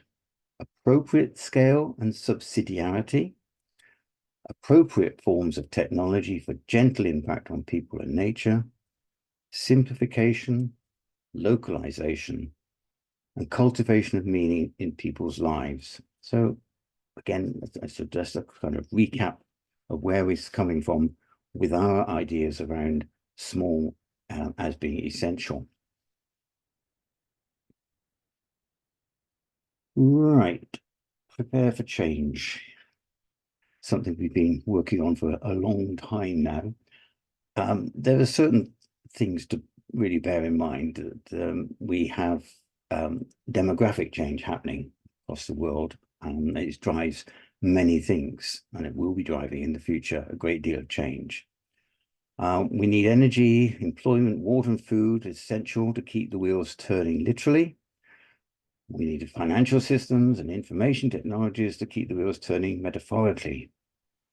We see globalization and urbanization as emergent properties of what's called outgrowth, growing out of what we have already. And ecosystem failures are, again, a consequence of outgrowing what we've actually can cope with. Resource depletions, we're running on empty. We have geopolitical shifts with militarization, securitization, and governance crisis happening everywhere. We have, when it comes to technology, we have a lot of disruption emerging from what's going on at the moment in many fields. And I sort of have this list of O's: nano, geno, crypto, bio, info, and cogno. And you could say, in a way, necessity is the mother of invention. Artificial intelligence and fusion being some of the things that are emerging as being things that might either destroy us or save us. And of course, climate. This changes everything. Why have I talked about this? Well, there's an argument to say that we're at the end of the exponential growth phase of this civilization. Global population will probably top out somewhere between 10 to 11 billion by the mid-80s. That's a sort of a fairly standard prediction. It could be different to that, but that's where we could probably see it. We've got many advanced countries already below replacement fertility rates, declining populations, unless immigration changes things. In a way, infrastructure's topped out. We've built hundreds of thousands of miles of roads and railways, etc. There, yes, we will continue to keep building them, but we aren't in that phase of actually having to build a massive number of new roads, etc. We have climate change, resource depletions, collapses, putting increasing strains and stresses on what we've got. And it is certainly, as far as I'm concerned, decay and degradation of services is becoming quite apparent. And we do try to hide it a lot. And it's not just the UK. There's a terrific backlog of problems that need fixing in almost every developed country. And I don't think we are going to go to Mars. Even going back to the moon doesn't make much sense. So in many ways, we've what I call topped out. Which makes you think about what's the future going to be, and I've sort of developed 5 scenarios to work with. Utopia, which has this high techness to it. We're going to overcome most issues. We'll sort out depletion by substitutions, and we'll have huge amounts of energy for free, and it'll be the onward march to the stars. But that pretty is utopian thinking. There's the sort of a scenario which is what I call sailing through.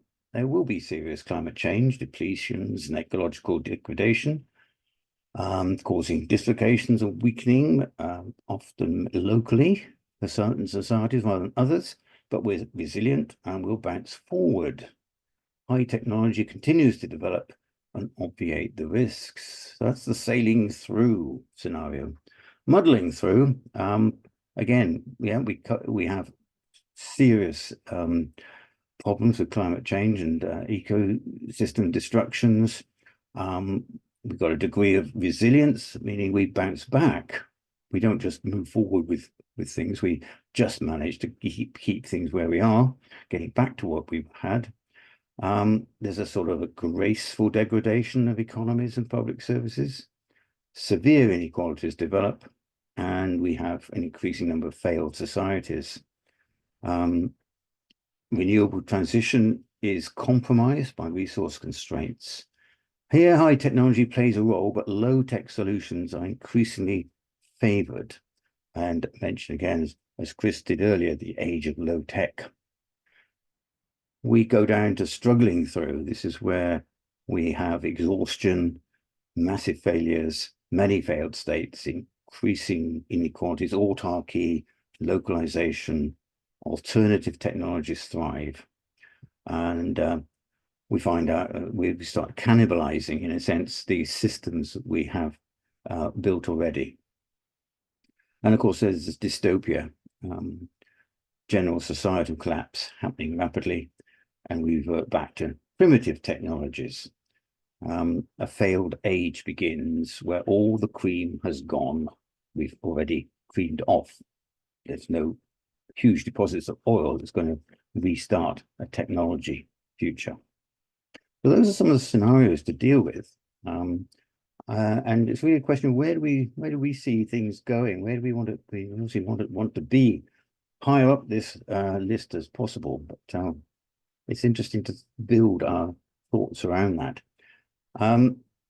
Working again with the age of low tech by Philippe, who's I'm not quite sure how you pronounce his surname, but a good plug here for Chris, who translated from French. Thank you very much indeed for that, Chris.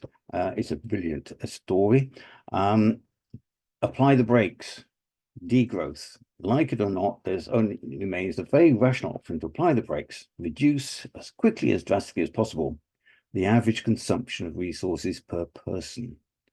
And again, the choice is not between growth and degrowth, but between imposed degrowth, because resource issues would catch up with us in due course, or elective degrowth.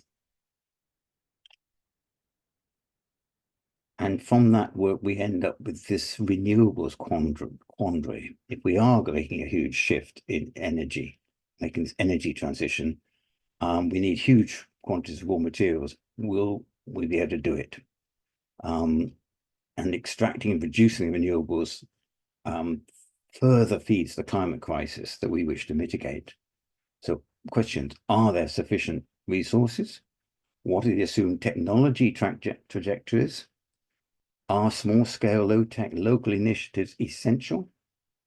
And will it be a just transition that we make? So there's some very deep and powerful questions to sort of ponder about in the energy transition world.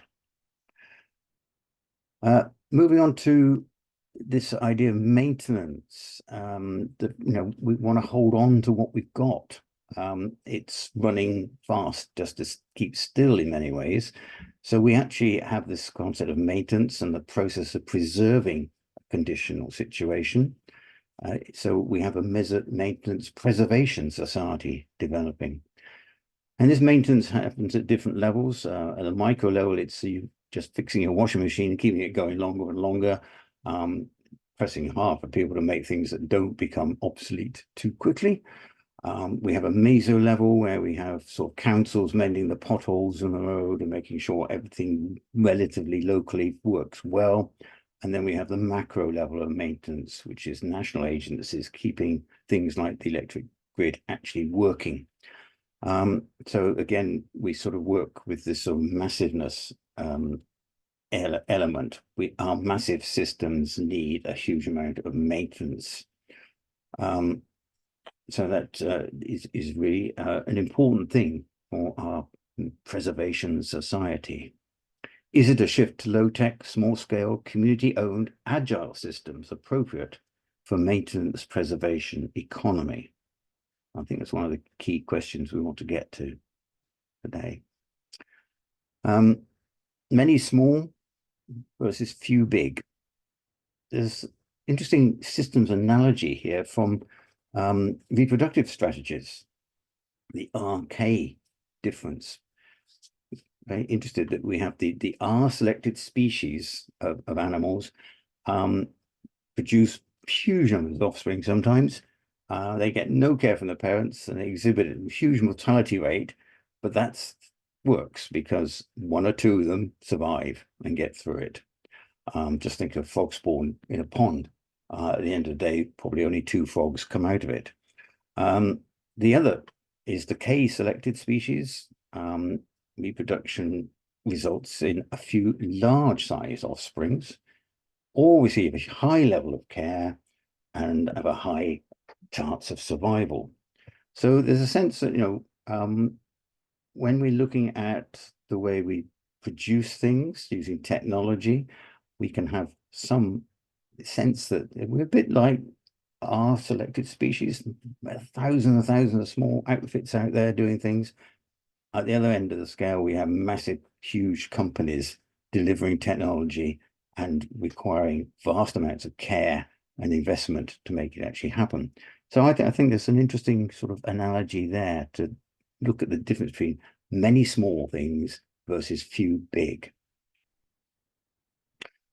And it also echoes a little bit some of the work we've been doing on looking at the massive response to carbon emissions, whether we're looking at big one-off huge scale changes that can be made, or are we looking at millions and millions of small scale local individual actions that add up to being the same order of magnitude as some of the big ones.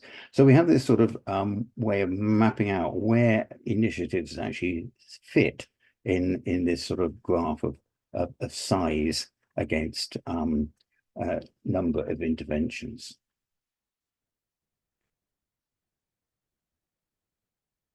Now, this is where we start getting into the tech a bit more, large versus small, high tech versus low tech. In this, so I'm talking about large scale, being sort of extensive geographically, huge organizations with many subsystems, the Schumacher's gigantism. And the small scale is the intensive, local, self-contained way of looking at it. So we have sort of this grid here where we have a large scale and high tech. We're looking at our networks, our roads, rails, aircrafts, primary extraction, energy production, information systems. We have large scale low tech, sort of the waste collection, local food production, house maintenance kind of issues and technology needed for that. We have high tech small scale. A good example of that might be cancer treatments requiring extraordinarily expensive and very high tech machinery to work with, some forms of special manufacturing, boutique technologies, very high tech, but they're small scale. And of course, we have the small scale, low tech, the therapies, the crafts, the maker movements, etc. In a way, the sort of area you might sort of place that sort of Schumacher vision. But there's an interesting thing here that certainly at the moment, all sectors require the large scale, high tech sector to deliver necessary components through the supply chains and the massive systems that they are to provide the basis for actually working on it, and even, you know, feeding back into itself.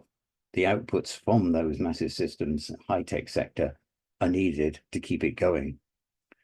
So there's a huge momentum to continue, increasing reliance on big systems.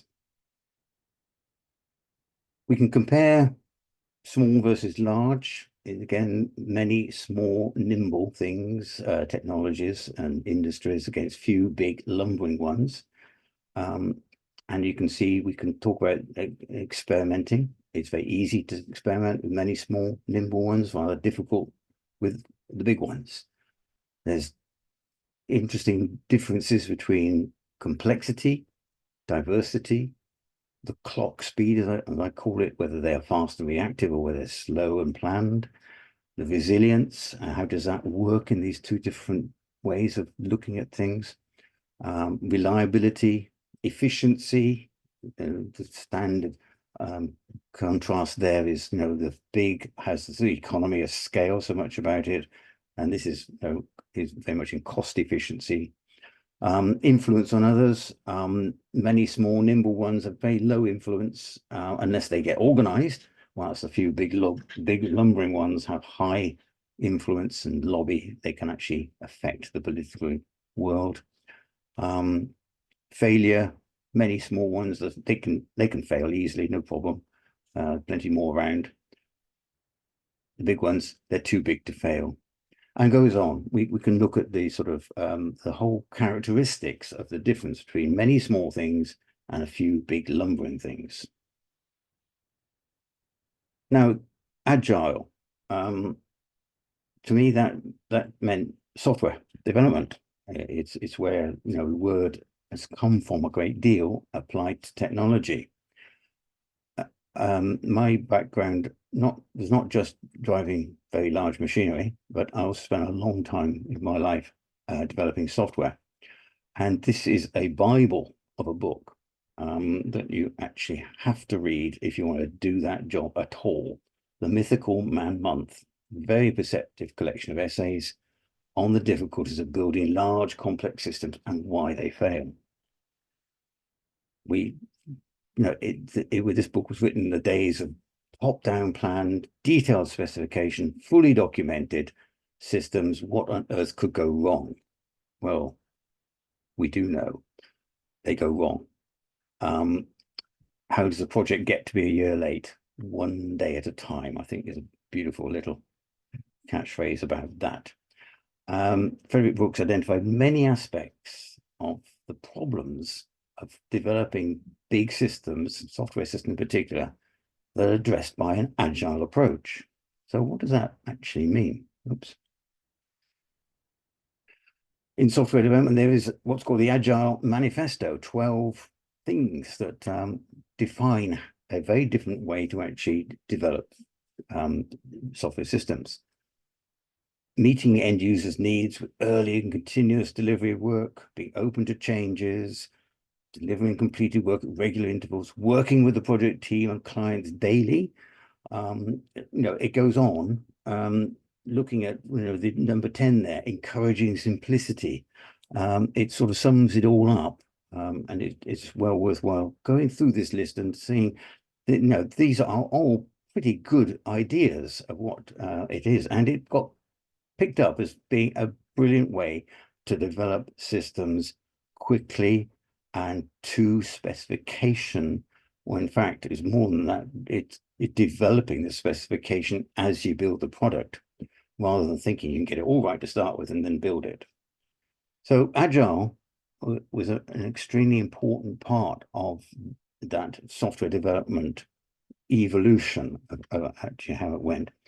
And it's moved over into other fields as well, these very definite ways of working, agile technology, open source technology, you might call it, where you have rapid application development. The lean management techniques fit into this sort of philosophy as well. Very much modular, relying on interface definitions, API, application programming interface. So it's, you know, that's where the specification has to be done very carefully. But what your module does is work to that API. How it does it doesn't really matter. It's how it interfaces. Design is emergent. It happens like evolution, adapting based on the best of previous experiences. So that's sort of the sort of evolutionary design, incremental design. You can swap things in and out. The modules can be changed quickly as long as they obey the API. You can improve the design, you can modify the performance, and change features later. It's brilliant at prototyping, proof of concept for the technology you're dealing with, getting something working quickly, learning from it all the time. It echoes in a small human scale, maker movement, the open manufacture processes. So there's a great deal going for this sort of concepts around agile. And so you can sort of see where that's going. That open manufacturing, that where it moves into, you know, the sort of technologies actually used. There's a democratization of the means of production this way. You're actually working with people directly, with what their requirements are, and understanding and finding out their requirements as you develop the product and the technology to match it. There's a decentralization of production. It's very easy in this modular world to farm it all out in different places. Local value creation, and you have this sort of interesting connection as there's global cooperation very much around sharing what people have developed in different places, but the actual manufacturing and the technology is applied locally. You've got 5 more minutes, Ian. Okay, thank you. The possibility to produce high quality prototypes is there. And you can produce products in small quantities at moderate prices. It all starts to fit nicely into the concepts around using that as sort of a local, small scale, human scale way of working and developing technologies. Great opportunities of what's called bottom-up open innovation. And the transition from us all being just consumers to being producers as well, and the word prosumer developed out of that one, where we are, you know, increasingly becoming part of the production of the goods we actually have. As we all know from IKEA, we tend to do quite a lot of that sometimes. So again, one of my little graphs, I'm always very keen on these ways of breaking things out into 2 dimensions, agility versus planned. We can have we have advantages and disadvantages, and it's very important that we started with the disadvantages of the top-down planned approach, where things take time, easily overruns time and budgets, it's heavy on resources, it's often what's called dictatorial, sometimes aristocratic, which is a word that Frederick Brooks uses in his book. It's sort of, there's a hierarchy of people who decide what needs to be done, and it delivers very often suboptimal products late and not actually doing what people wanted to do in the first place. So those are the disadvantages of planned route. The advantages, basically, you do start with functional definition. We actually spend a lot of time trying to work out what it is people want. These get integrated into larger systems. It's testable, and interesting enough, it's easily maintained. One has documentation. If we actually look at agile, we talked a minute ago about the advantages of that. It's flexible in changing environments. It's rapid and modular. It's democratic. It embraces complexity. and there are often very fewer defects in it because it's spread out and people look at it, and very many different people can input into the development of it. However, there are disadvantages. Poor resource planning. There's often what's called scope creep. It tends to sort of take a life of its own. It never seems to finish. It can be a complexity magnifier. People keep adding things into it. There's limited documentation, fragmented output, and maintenance can be a nightmare this route forward. So we see that there's a tension between agility and planned ways of actually developing technology. So I shall finish with basically saying agile and planned, small and massive.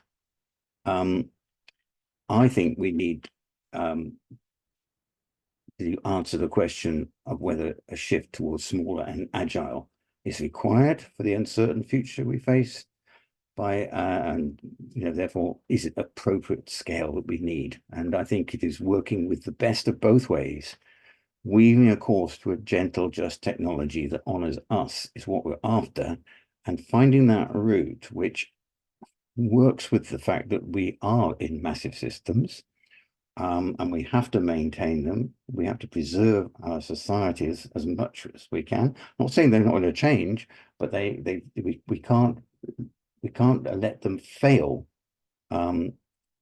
unless we are extremely unlucky with what actually happens in the world, and it actually forces us into those failure modes.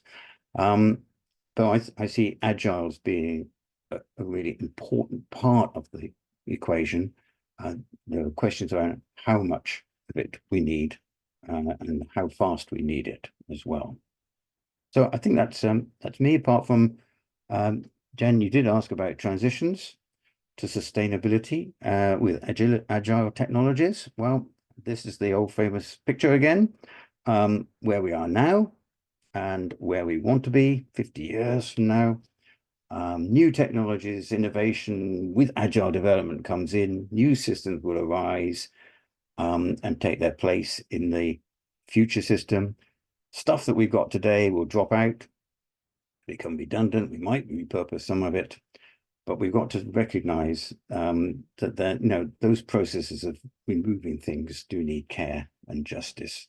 So that's how we see things have got to go. And I would say that building what we want for future 50 years from now, agile technology will be a really important part of that, but it's not the full story. It won't be everything. We need to maintain the massive systems we've got, albeit they won't be the same. One thing, it'll be a completely new set of people in 50. So that's me. Thank you, Jen. I'll stop sharing there. Thank you very much, Ian. That was really great. Yes, a very sort of multi-faceted landscape there. I wonder how we're lots of interesting comments in the chat. Anybody want to start off with questions on part of the landscape or? Yeah. Yes. Anybody want to kick us off? I'm just wondering. Shall I do? No. Carry on. Yeah. Yeah. I thank you very much indeed, Ian. That was brilliant. And I mean, you basically summarised stuff I've been reading for 20 years, and you've done it absolutely brilliantly. Thank you I thank you very much indeed for that. The 3 points really, and I don't know which is the most important. I had a colleague in Denmark who was running a big project called Reboundless, which is trying to say, can we design things to avoid the rebound effect? And the rebound effect things get energy gets cheaper, so we use more of it. Computers get cheaper, so we use more of it. The argument I had with her was that I think someone said at the time of resource abundance, the rebound effect is your enemy. at the time of resource scarcity, the rebound effect is your friend, because you can start undoing some of the things which you've done. So as energy becomes more expensive, we can use smaller cars, we can heat smaller number of homes and things like that. And those are all things that, as energy became cheaper, instead of using smaller, more efficient cars, we use bigger, less efficient ones.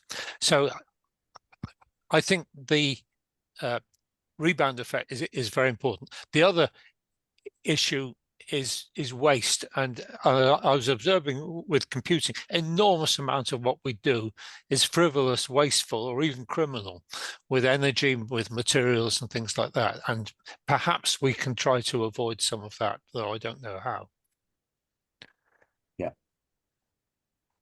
Yeah. Over to you, Ian. So, do you want any comments on that? Yeah, certainly the rebound effect has always sort of puzzled me a bit, and it's nice to see that there's a sort of way of looking at that in two ways. One when we are resourced abundant and when we're constrained. It's again fits into that pernicious pattern that we actually have with so many things, and that massiveness of our system will mean that we will always sort of keep using it to preserve what we've got. And if that rebound effect actually helps us to do that, then it can be seen as a good thing. It is unfortunate in a way that so many issues that we deal with at an individual level seem to have that rebound effect within them. That, we save money by reducing our energy usage, great, but we then go and have a nice holiday and yeah, exactly. So it's it's once again, I would put it into the bucket of perplexity science that we need to develop. It is perplexing, but there is potentially a way out of it, is seeing, if we are dealing with scenarios that are more towards the bottom end of the five I showed there, then a rebound effect could well be beneficial, as distinct from when it is further up, when it isn't. So yeah, that's really interesting. Waste issues. I don't know what we do about this one, because so much of human activity could be classified as being wasteful. And there's a sort of different types of waste as well. Obviously, waste that is complete abandonment of the resources and unable to use them. But but if we are into some form of circularity with waste, that is a route forward that we should be working with. There's sort of the way we are sort of depleting some resources and just literally trashing them so we can never get back to them, I think is really important. Recomposing material, I think, is something we should spend more time thinking about, and not just at the end of the pipe, but also the front of the pipe, where we actually make things in the first place. So I think efforts to sort of reduce waste all the way through can always be good. I think that can be tied in to the maintenance preservation concepts we're dealing with, making it more and more difficult to actually waste anything. So that throws it back into the design world, I think, and potentially, agile technologies could help us to design products in a way that we can disassemble them and reuse and recompose them afterwards. So yeah, thanks, Chris, and you distilled your 20 years of knowledge into my brain lunch last week. So that was thank you very much indeed for that. It's a pleasure. Great, thank you. Yes, thank you very much, Chris. Okay, Peter Thompson. Yes, there was a lot in that. In relation to those scenarios, I'd like to mention a book I read a while ago, which I thought was quite. It changed my perspective quite a lot. It's a book called The Ecotechnic Future by John Michael Greer. Yeah. where the key insight that I took from that is he brought in this ecological notion of sears, which are kind of stages of development. So in the ecological sense, the kind of stages of development of an area of land, for example. So in a kind of ecological sense, if you've got an area that's been deforested, for example, it doesn't necessarily work to just go and plant a load of trees of the kind that were there before, because the environment isn't right for them to grow. There's the natural process is that certain kinds of there are certain kind of plants which rapidly colonize sort of bare land and buddleias and all that kind of stuff. And when they've done so, they create the conditions for other kinds of plants to grow, and so it takes some time for the whole thing to kind of regenerate to where it was before. And he applies this notion to the development of society, that we can envisage a kind of utopian world, but actually you can't just go there in one step, whatever your version of utopia is. There's always this. We can only kind of go forward from where we happen to be right now, and there's the kind of great leap forward to where you want to go never works. So that was one set of thoughts on scenarios and so forth. The other thing that particularly struck me about what you were saying is this mention of maintenance, and actually I think this is the thing which kind of dooms our current technological society. That every new thing we create adds to the maintenance burden in the future.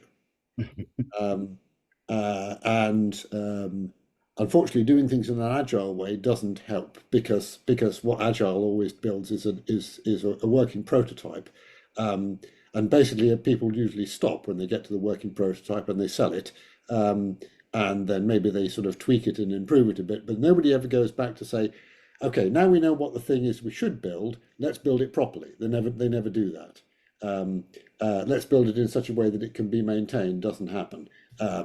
You've probably seen the little diagram, that's a sort of meme that circulated on the internet, that has sort of like a stack of bricks, which was representing our kind of current sort of software technology environment. And there's a tiny little bit at the bottom that says critical open source project maintained by one guy in a basement in Montana. I'm sure you've seen it. So the whole question of how we can kind of do things in a way that reduces the maintenance burden, I think is kind of key.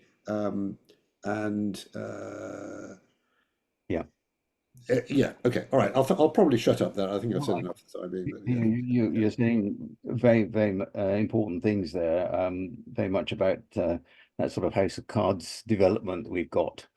We built things on top of things on top of things. We don't even know what's at the bottom of it anymore. There was a time when certain programmers were extremely wealthy people, because they were the only ones left with the knowledge of the core of what's right in the middle of a system. That's right. And they've now died. And they've now died. Yes, exactly. And people are stuffed. They don't know. They daren't touch it because it works. But yeah, so we have a huge increase in vulnerability of some of our systems, and we don't know it with that legacy problem. So I think a focus more and more on maintenance and how to actually sort of overcome some of these problems with increasing complexity as well. There is this complexification that's going on. We keep adding more and more stuff in things to make it cleverer and cleverer. I mean, quite literally, cars are now more a computer with wheels than anything else. Yes. Well, in fact, even more than that, they're connected to the internet, all the time. It's just, what could possibly go wrong? Exactly.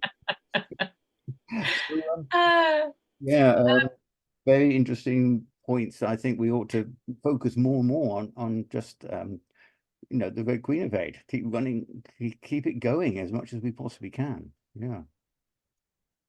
Thank you. I put my own hand up actually because I wanted to raise the point about the agile technology, because the way you described it, it was a bit sort of I know the limitations of the quadrants and all that, but it was sort of a bit outside of a sustainability context. And I suppose what I wanted to ask was, or what you think about the whole thing about transitions. It has to be sustainability transitions, or we might as well not bother, you know. So what we want is agile technology that can work within some kind of understanding of what we're trying to achieve in terms of sustainability. Does that change? Does that change the nature of, or how might that change? Maybe we could explore a bit further of how that might change some of the features of it. Yeah, that was my question. Well, I think that's an important thing, because what drives that development of that prototyping attitude at the beginning, in software, it's very much a case of being driven by client needs and making money and things like that. But if you substitute a different objective, basically, which is, you know, sustainability, in the sense of not harming the planet, and of course, you know, I won't go into what we mean by sustainability, but in sort of the general sense that we sort of work with it. If you have that as your philosophy behind what you're trying to achieve, then I think your agile development would be along those lines. And if you think about agile as being that evolutionary type process where you put something together, see what actually happens when you turn the switch on, and then sort of go back and redesign it according to where you want it to go. It's where you want it to go is the key to this. If it's just you know, just to make something more appealing to a marketplace, it's very different from making it more appealing for a sustainability agenda. So it does come back in many ways to the drivers and who owns this. And in a sense, the agileness and the more nimble route does lead more towards a democratic way of doing things. There is democracy, in a sense, built into agile, because you are sharing it, you are getting lots and lots of people to be involved in it. It's not an autocratic, aristocratic way of actually defining what it is you want. And it could be, couldn't it? It's not necessarily democratic, but it could be. It's clearly got potential. Yeah, exactly. It is more open to that democratic. No, I absolutely. And if you're okay, we have.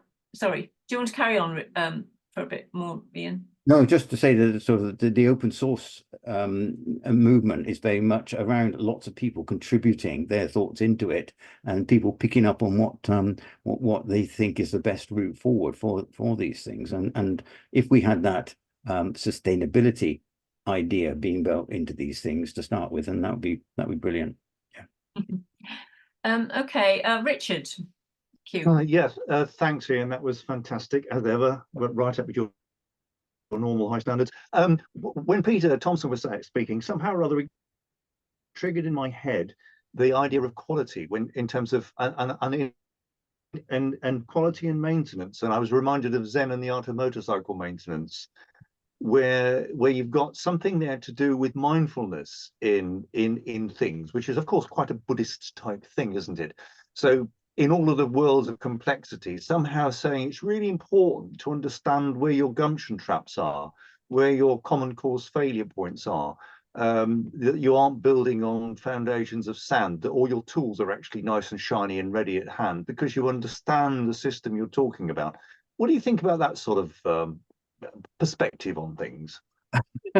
Yeah, absolutely right. I've read Zen at least 4 times now, and a subsequent book, Lila, maybe 6 times, because I think that concept of quality is so desperately important and what we need to work on. it's a slippery concept. It's not an easy thing to sort of get people to understand what quality and value mean and what good means, good as a noun. These, I think, are really vitally important when we start thinking about the systems we created and we actually have to live with. And when we get round to maintenance, preservation, that whole quality is so key to it. But it's not something you can import quickly. It is a mindset. It is, as you say, it's a kind of spiritual element to it as well, deeply philosophical at least. So yeah, I would wholeheartedly agree with you, Richard, on that one. I think it's where we ought to have right at the center of our thinking about how we see our massive systems and in fact, all our systems really. Yeah. Thanks. Okay, we have Veronica May. Yes, back to sustainability.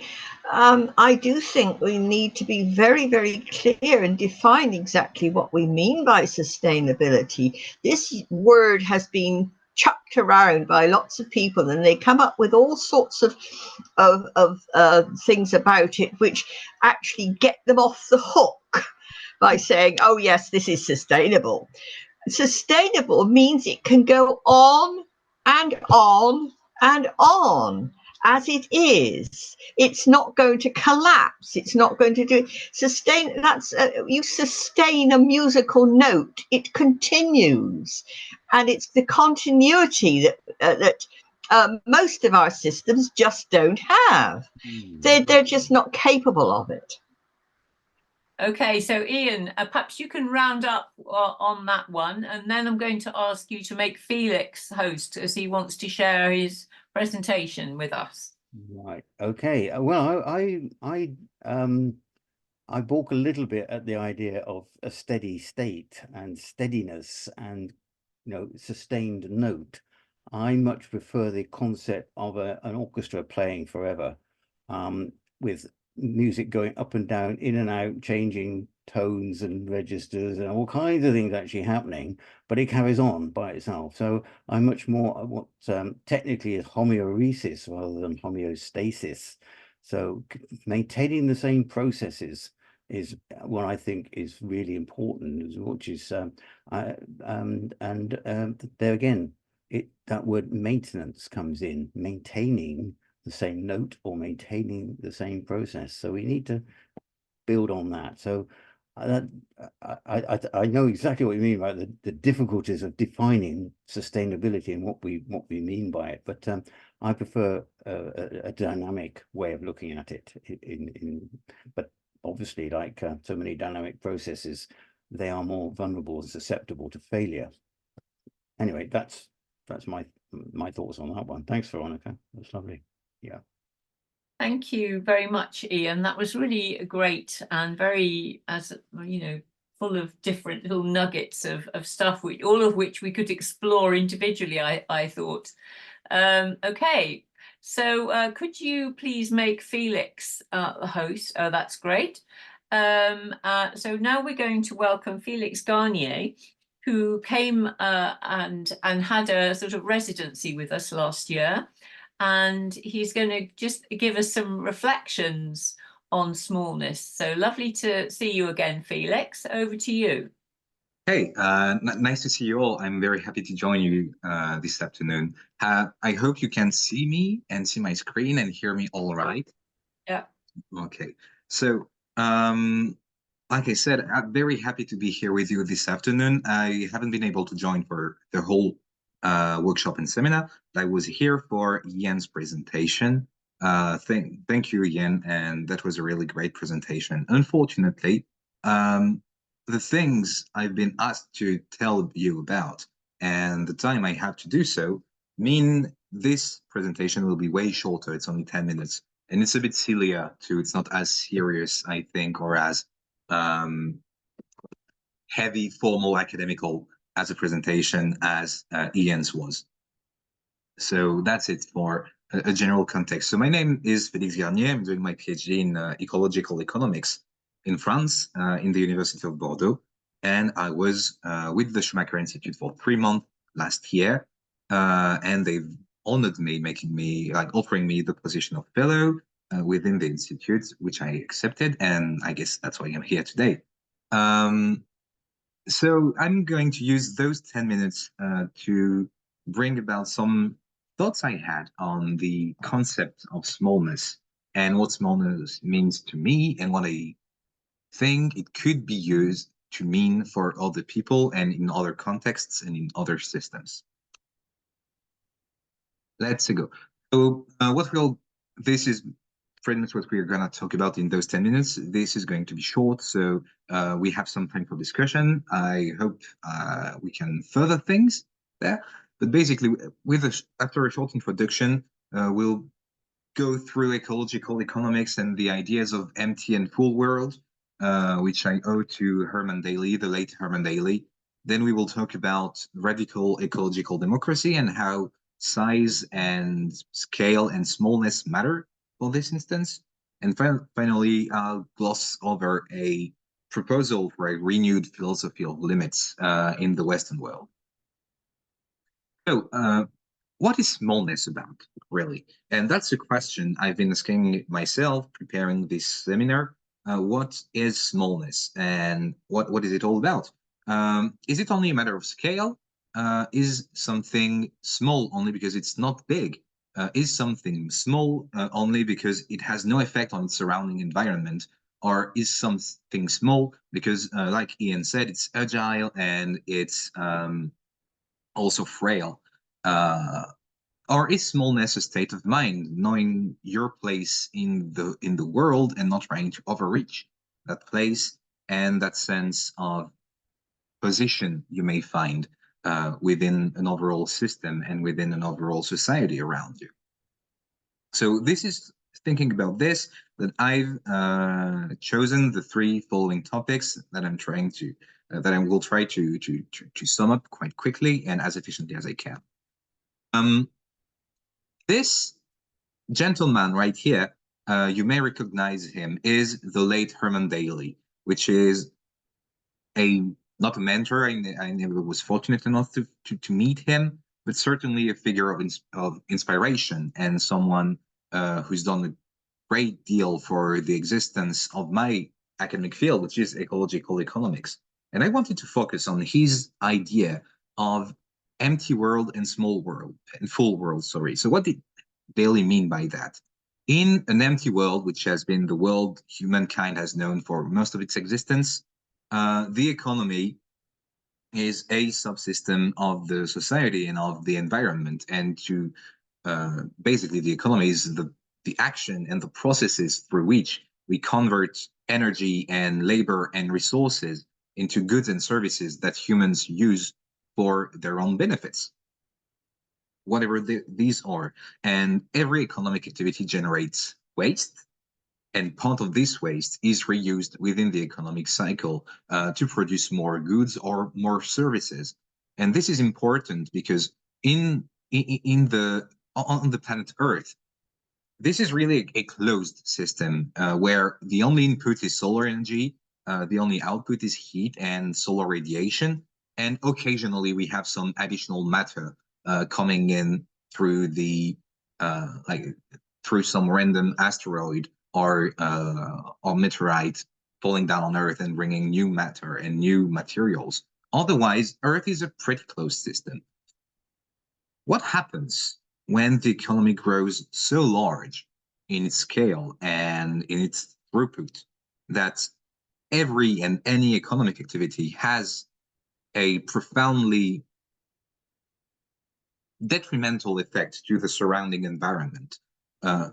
What happens when our actions get so intense and so large in scale that our actions as only one mere species on the face of the planet has an impact on any other species, living species on the planet? That's the situation we're in right now. This is a situation of a small world, of a big economy, and something which is profoundly unsustainable in a closed system, because we're appropriating every resource on the planet for the functioning of this economy, which, as you all know here, I'm sure, is wasteful, is not fair, is not prosperous for many people around the world. And so there may be a problem here. And I'm involved in the degrowth movement. I'm a degrowth scholar. Our critic of the economy are not only on its physical sides, but it's an important one. And our goal is to bring down the size of the economy to a smaller one, and especially a more sustainable one, a size we can manage, and a size we know will not endanger the other living species and the rest of the living world around us. That was it for ecological economics and what smallness means in this context. The second thing I wanted to talk about is ecological democracy. And specifically, I wanted to focus on two of ecological democracy's thinkers, one in the West, which you're probably familiar with, who is Murray Bookchin, and the other one coming from India, who I presume you're aware of and know of, but in case not, this is Ashish Kotri. And he's a thinker, a philosopher, an activist, and he came up with the concept of radical ecological democracy. And what do those two thinkers have in common? Well, I mean, aside from the fact they are thinking about ecology and democracy together, but that's not the only thing. They put back the scale and the size of the decision unit, of the political unit, to that of the village, of the community, of the town. And for them, it's the only way we can make sure that everyone has a voice, everyone can have their voice heard, which is also important. And there is enough familiarity and shared culture and self-control and self-trust, and reciprocal control and trust mechanisms that at this stage, ecological democracy can work. And by ecological democracy, what we mean is a system which values ecological sustainability, the capacity to preserve and maintain our ecological footprint at reasonable levels, as well as doing so in a democratic and solidarity-minded way, basically. Sorry, Felix, I just wanted to say to you, please don't feel you need to stick to just 10 minutes. You've clearly got a bit more to say, so give yourself a little bit more time. Sure. Up to 20 minutes, but no more. I'll try not to overstep too much, because as you'll see after that, self-limitation is very important. Well, sure. But basically what I wanted to say regarding ecological democracy is, I think it's really interesting that in such different contexts of the 1960s to 1980s in the USA and the modern day in India have generated circumstances through different ways for thinkers to emerge who are actually really close in how they envision democracy and how they envision how human collectives and human societies can live together with their surrounding environment in a non-violent, non-exploitative, non-oppressive way. And I really thought this similarity was of interest, and that's why I wanted to drag it here. But to me, it also comes with a major caveat, which I don't know how we can overcome, which is, once again, a question of size.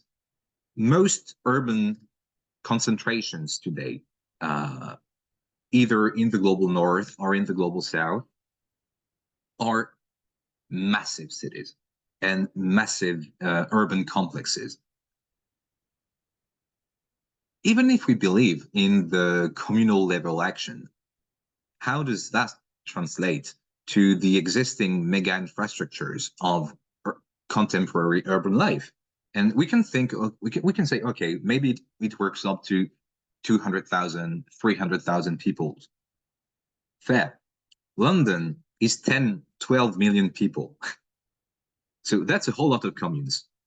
That's a whole lot of communes and an infrastructure which is not ready for this transition yet. And so as much as we may think this is the way forward, and as much as we may desire it, I think we also have to take into account the existing material structure of our societies and how this can limit this ambition for direct democracy at the communal level, even though I'm very fond of it, and I think it's really inspiring and something we should strive for, but not naively. I think that's my main point here. And that brings me to this idea of a renewed philosophy of limits for the Western world. I don't want to go over all the ecological economics findings that show how predatory the Western world is towards the rest of the planet in terms of labor, in terms of wealth, in terms of energy, in terms of materials, in terms of everything. The past 250, 300 years of Western history has been the history of appropriation, of extermination, and of exploitation. And that kind of makes us the bad guys. I'm sorry to break it out to you in this way, but we'll have to do better. We'll have to do better moving forward. And one way we can do better is to reinstate a philosophy of limits. And I wanted to base myself on the 2019 book by Georgios Kallis, which is called Limits, which is very short. I think it's 100-ish pages, so it's a quick read. But basically, what he does in this book is saying, okay, our philosophical ideal of democracy comes from a time which is ancient Greece, which we often take out of context. To Kallis, it's not possible really to be true Democrats and to actually engage into what democracy initially means in this ancient Greek context, without also taking into account the fact that let's say the mainstream, to use modern words, the mainstream philosophy in ancient Greece and especially in ancient Athens was a philosophy of self-imposed limits, was a philosophy of not going over the boundaries of what is humanly doable and humanly possible. And it's a philosophy that's meant to avoid hubris. And so hubris took a kind of different meaning in today's world. In France, at least, I don't know about the UK, but hubris here is really a synonym to arrogance, to overconfidence, to ego and egotistical manners. Whereas really hubris is the action of crossing a threshold that was formerly unknown. And by crossing this threshold, we come into the divine world and take something back from the divine world to the human world. And this is not a good thing. This only brings about tragedy, and this only brings about pain. And so the idea is, we don't know exactly what, where, how the limits are. All we can know is there are limits to what we can do and how we can do those things. The question of planetary boundaries is a good example. We know those boundaries exist. We know that our pollution and our behaviors are hurting the living system of the planet and the climatic system of the planet and all of those other things we depend upon. Do we really need a very precise, quantified measure of where that limit is to know we should not go beyond? Probably not. And the fact that in our society, we are so keen to precisely measure where this boundary would be so as to get all the way up to this boundary is a very dangerous game, really. Let's call it how it is. It's a very dangerous game. And in this context, I think getting inspiration from ancient Greece, not only for the ideal of democracy, but also the philosophical mindset in which this notion of democracy was invented and practiced, is something that would be really useful, because our social fabric has been torn down by the, okay, I'm going to sound really old school Bolshevik here, but yeah, the social fabric of our societies has been torn down by capitalism and by the alienation of workers and by the systems of expropriation of wealth we've and when I say we, it's us as a society, as a collective, we've put in every single step of our societies and of our cultures. We should break from this and aspire to get back to something more reasonable. So, a few final reflections on this whole thing. Do I think smallness is a good thing? Yeah, I guess. But once again, we have to understand what really is smallness. When I think about smallness, I'm thinking about the size of the economy, and not in terms of GDP. I'm thinking about the size of the economy in terms of material throughput and in terms of energy use. We can have a debate afterwards whether the size of the economy in terms of GDP is also meaningful, and I have very strong opinions about that, but that's not the question right now. But yeah, I think of the size of the economy as a question of material energetical throughput, and we have to reduce that because we're overblowing everything. I also think of smallness as a condition, a state of mind where you recognize that there are limits you should not cross, even if you really want to. I've heard the discussion about going back to space, which is amazing. I mean, I grew up in the early noughties, like really early noughties. I'm from the late 90s, so I grew up in the early noughties. Being an astronaut is, I mean, it sounds, and it's really so fun and something so inspiring. I nevertheless don't think it should be a priority as long as we have not fixed our issues there. And I don't think running forward and burying our heads in the sand saying going to space will magically fix every problem we have at home is either extremely optimistic or really delusional. I'm sorry to break it down to you in this way. But smallness also embodies risk because, like I said in the introduction, smallness can also mean not being able to impact your surroundings and not being able to have a significant action in transforming your world. It also means possibly that you're weak and that you will be taken apart and dismantled and put down by bigger players than you. So while I think smallness is something we should strive for, I also don't think it's right now a precondition to sustainability when other threats are looming on the horizon, and smallness is not necessarily desirable in the face of threat. So what future steps can we do, and what can we end this presentation with?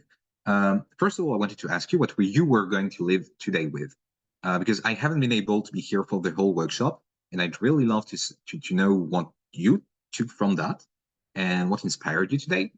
I'd also love to know what smallness means to you. We had this conversation with a few others when I was last in Bristol last year, but I would really like to know what smallness means to you now that I've spoken about me. And my third question is, because it's a whole lot of you, and I don't want to put the blame on anyone, and I don't want anyone to feel targeted or isolated by that. When are we going to organize for a more desirable future, and preferably a small future? What does it take to get there? How do we get there? And when do we get there? And I hope we can get that together. And yeah, that's it. Thank you. Oh, that's great. Thank you so much, Felix. Okay, well, we have a comment from Richard, but I think it would be nice to take up the sort of final challenge of Felix and say what smallness means to you and what you might take from today. It could take a little while, so we'll have to try and keep it short because I think we probably do need to finish by past. So Richard, would you like to kick us off? Yeah, I'm a physicist from my background, and I was struck by the idea of, you know, in the world of physics, what's the smallest thing? Well, it tends to involve things like quantum mechanics. So, and also having rubbed shoulders with people who do building developments, they talk about quantum of development. So I'm wondering whether there is a quantum kind of conceptualization that might be applied with whether it depending on the nature of the system that you're attempting to define and describe and understand. So villages, settlements, towns, businesses, there's a natural quantum kind of feel to it, which is something to do with viable systems. That's a trigger word for anybody interested in viable systems. Okay, that's my take on it. Thanks. Anybody else like to chip in from today? So we've had a lot of really great stuff. I think you'd really love Adina's presentation, Felix, which talked quite a lot about how we make changes towards smallness and the extent to which people are prepared to make those changes and what they find difficult and how you can draw things out. I think what I'm going to take from today is again a sort of renewed impulse to revisit the idea of contraction and convergence, actually, with regard to, you know, with regard to what you were saying, particularly about the predatory nature of Western society currently, which some people have called imperial living, which John Blewett mentioned previously. He's not with us anymore. So yeah, the idea that rich societies do need to contract their use and support development in other poorer societies is a very, I think it's still an inspiring idea to me, and I think we do need some inspiring ideas of a new international kind of relationships. So I guess that's at the bigger level, but how can the smallness talk to each other in a peaceful way? Yeah. If I can react on that. Yes. How to say this? Really trying to make it clear. In terms of international relations, I think there is great value in studying the idea of pluriverse and what pluriversality means for the people invoking it. And mostly the people thinking about pluriverse are indigenous thinkers from the majority world. And they've come to terms already with the fact that the only way we can ensure that every culture and every people has a place on this planet is by recognizing the fact that we live in separate universes, cosmological universes, ontological universes, in terms of the way we understand the world, basically. Agree. And recognizing that all those different universes all cohabitating on the same planet, really, the realist I think it does, makes a moral imperative, almost in the Kantian sense, to respect other universes as much as you like your one to be treated by others, which is something very different from the kind of way Western society has approached and impacted international relationships, in the sense that clearly the one thing defining whiteness as a culture is its intent on eradicating other cultures and on posing as superior to other cultures. And that's a really inherent trait of Western culture. When I was talking about us not being the good guys, I really think this. Collectively, we are benefiting in our everyday lives from hundreds of years of predation on the rest of the world. And that has to come to an end. I don't know how, I don't know when, but that has to come to an end. Otherwise, excuse my language, but we are fucked. We really are. Thank you. Yeah, agree. Okay, Veronica, anybody else want to prepare a few thoughts as well?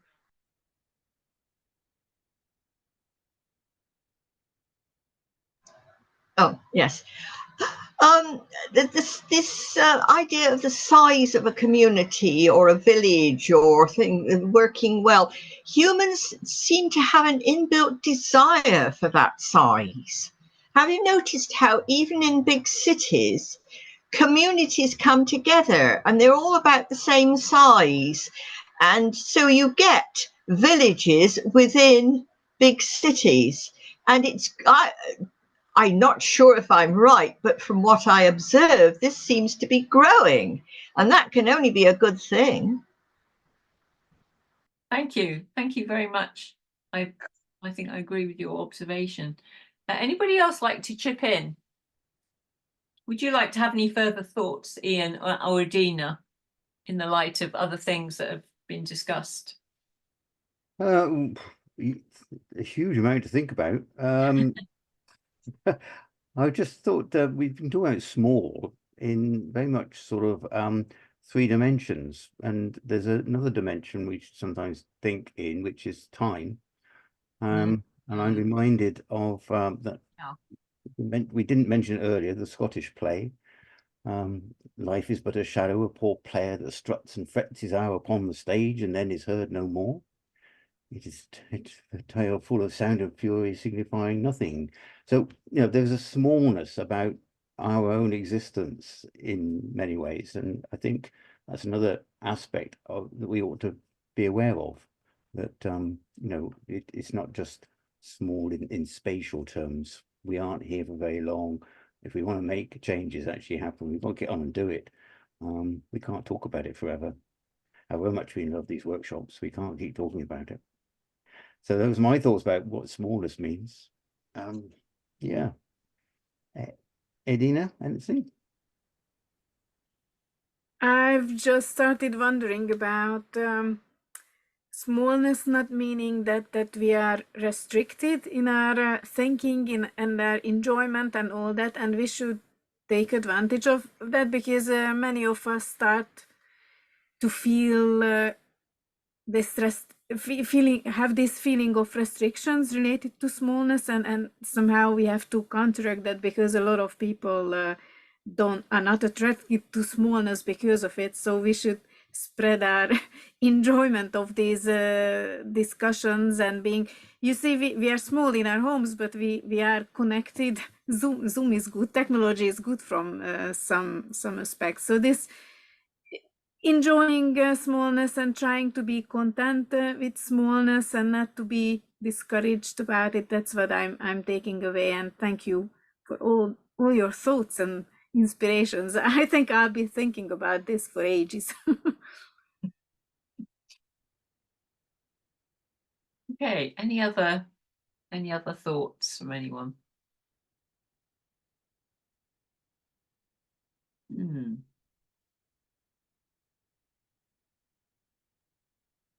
Maybe Yeah.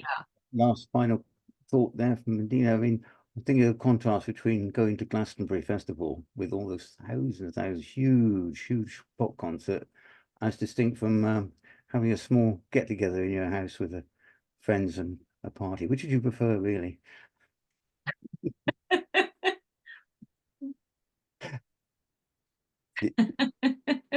It's both, really, isn't it? Want to take a vote on it? It's horses for courses, isn't it, as well? Yes.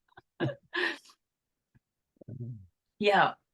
Okay, I think actually, folks, that we've had a good long day, and I just wanted to put in a point about I think many of us we're all doing all sorts of different things away from this screen, and it's not like we just talk, but it's very good to talk together and exchange ideas, because it feeds back into what we're doing. And I've heard so many interesting things today that I think I'm going to feed back into all the different things I do.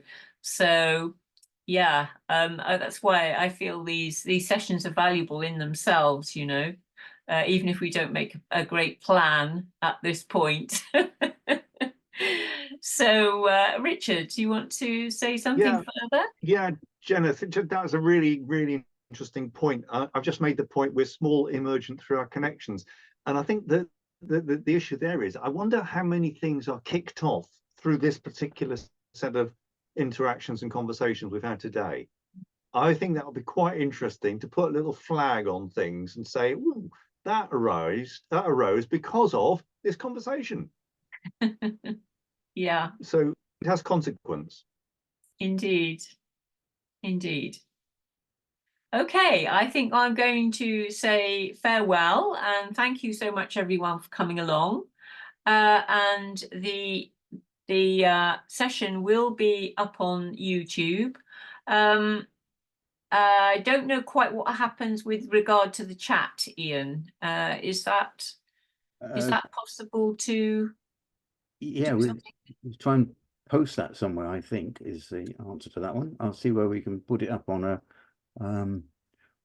LinkedIn possibly, or Yes, that's a good idea. Maybe we could put it up on LinkedIn. Yeah, as long as everybody's happy with that.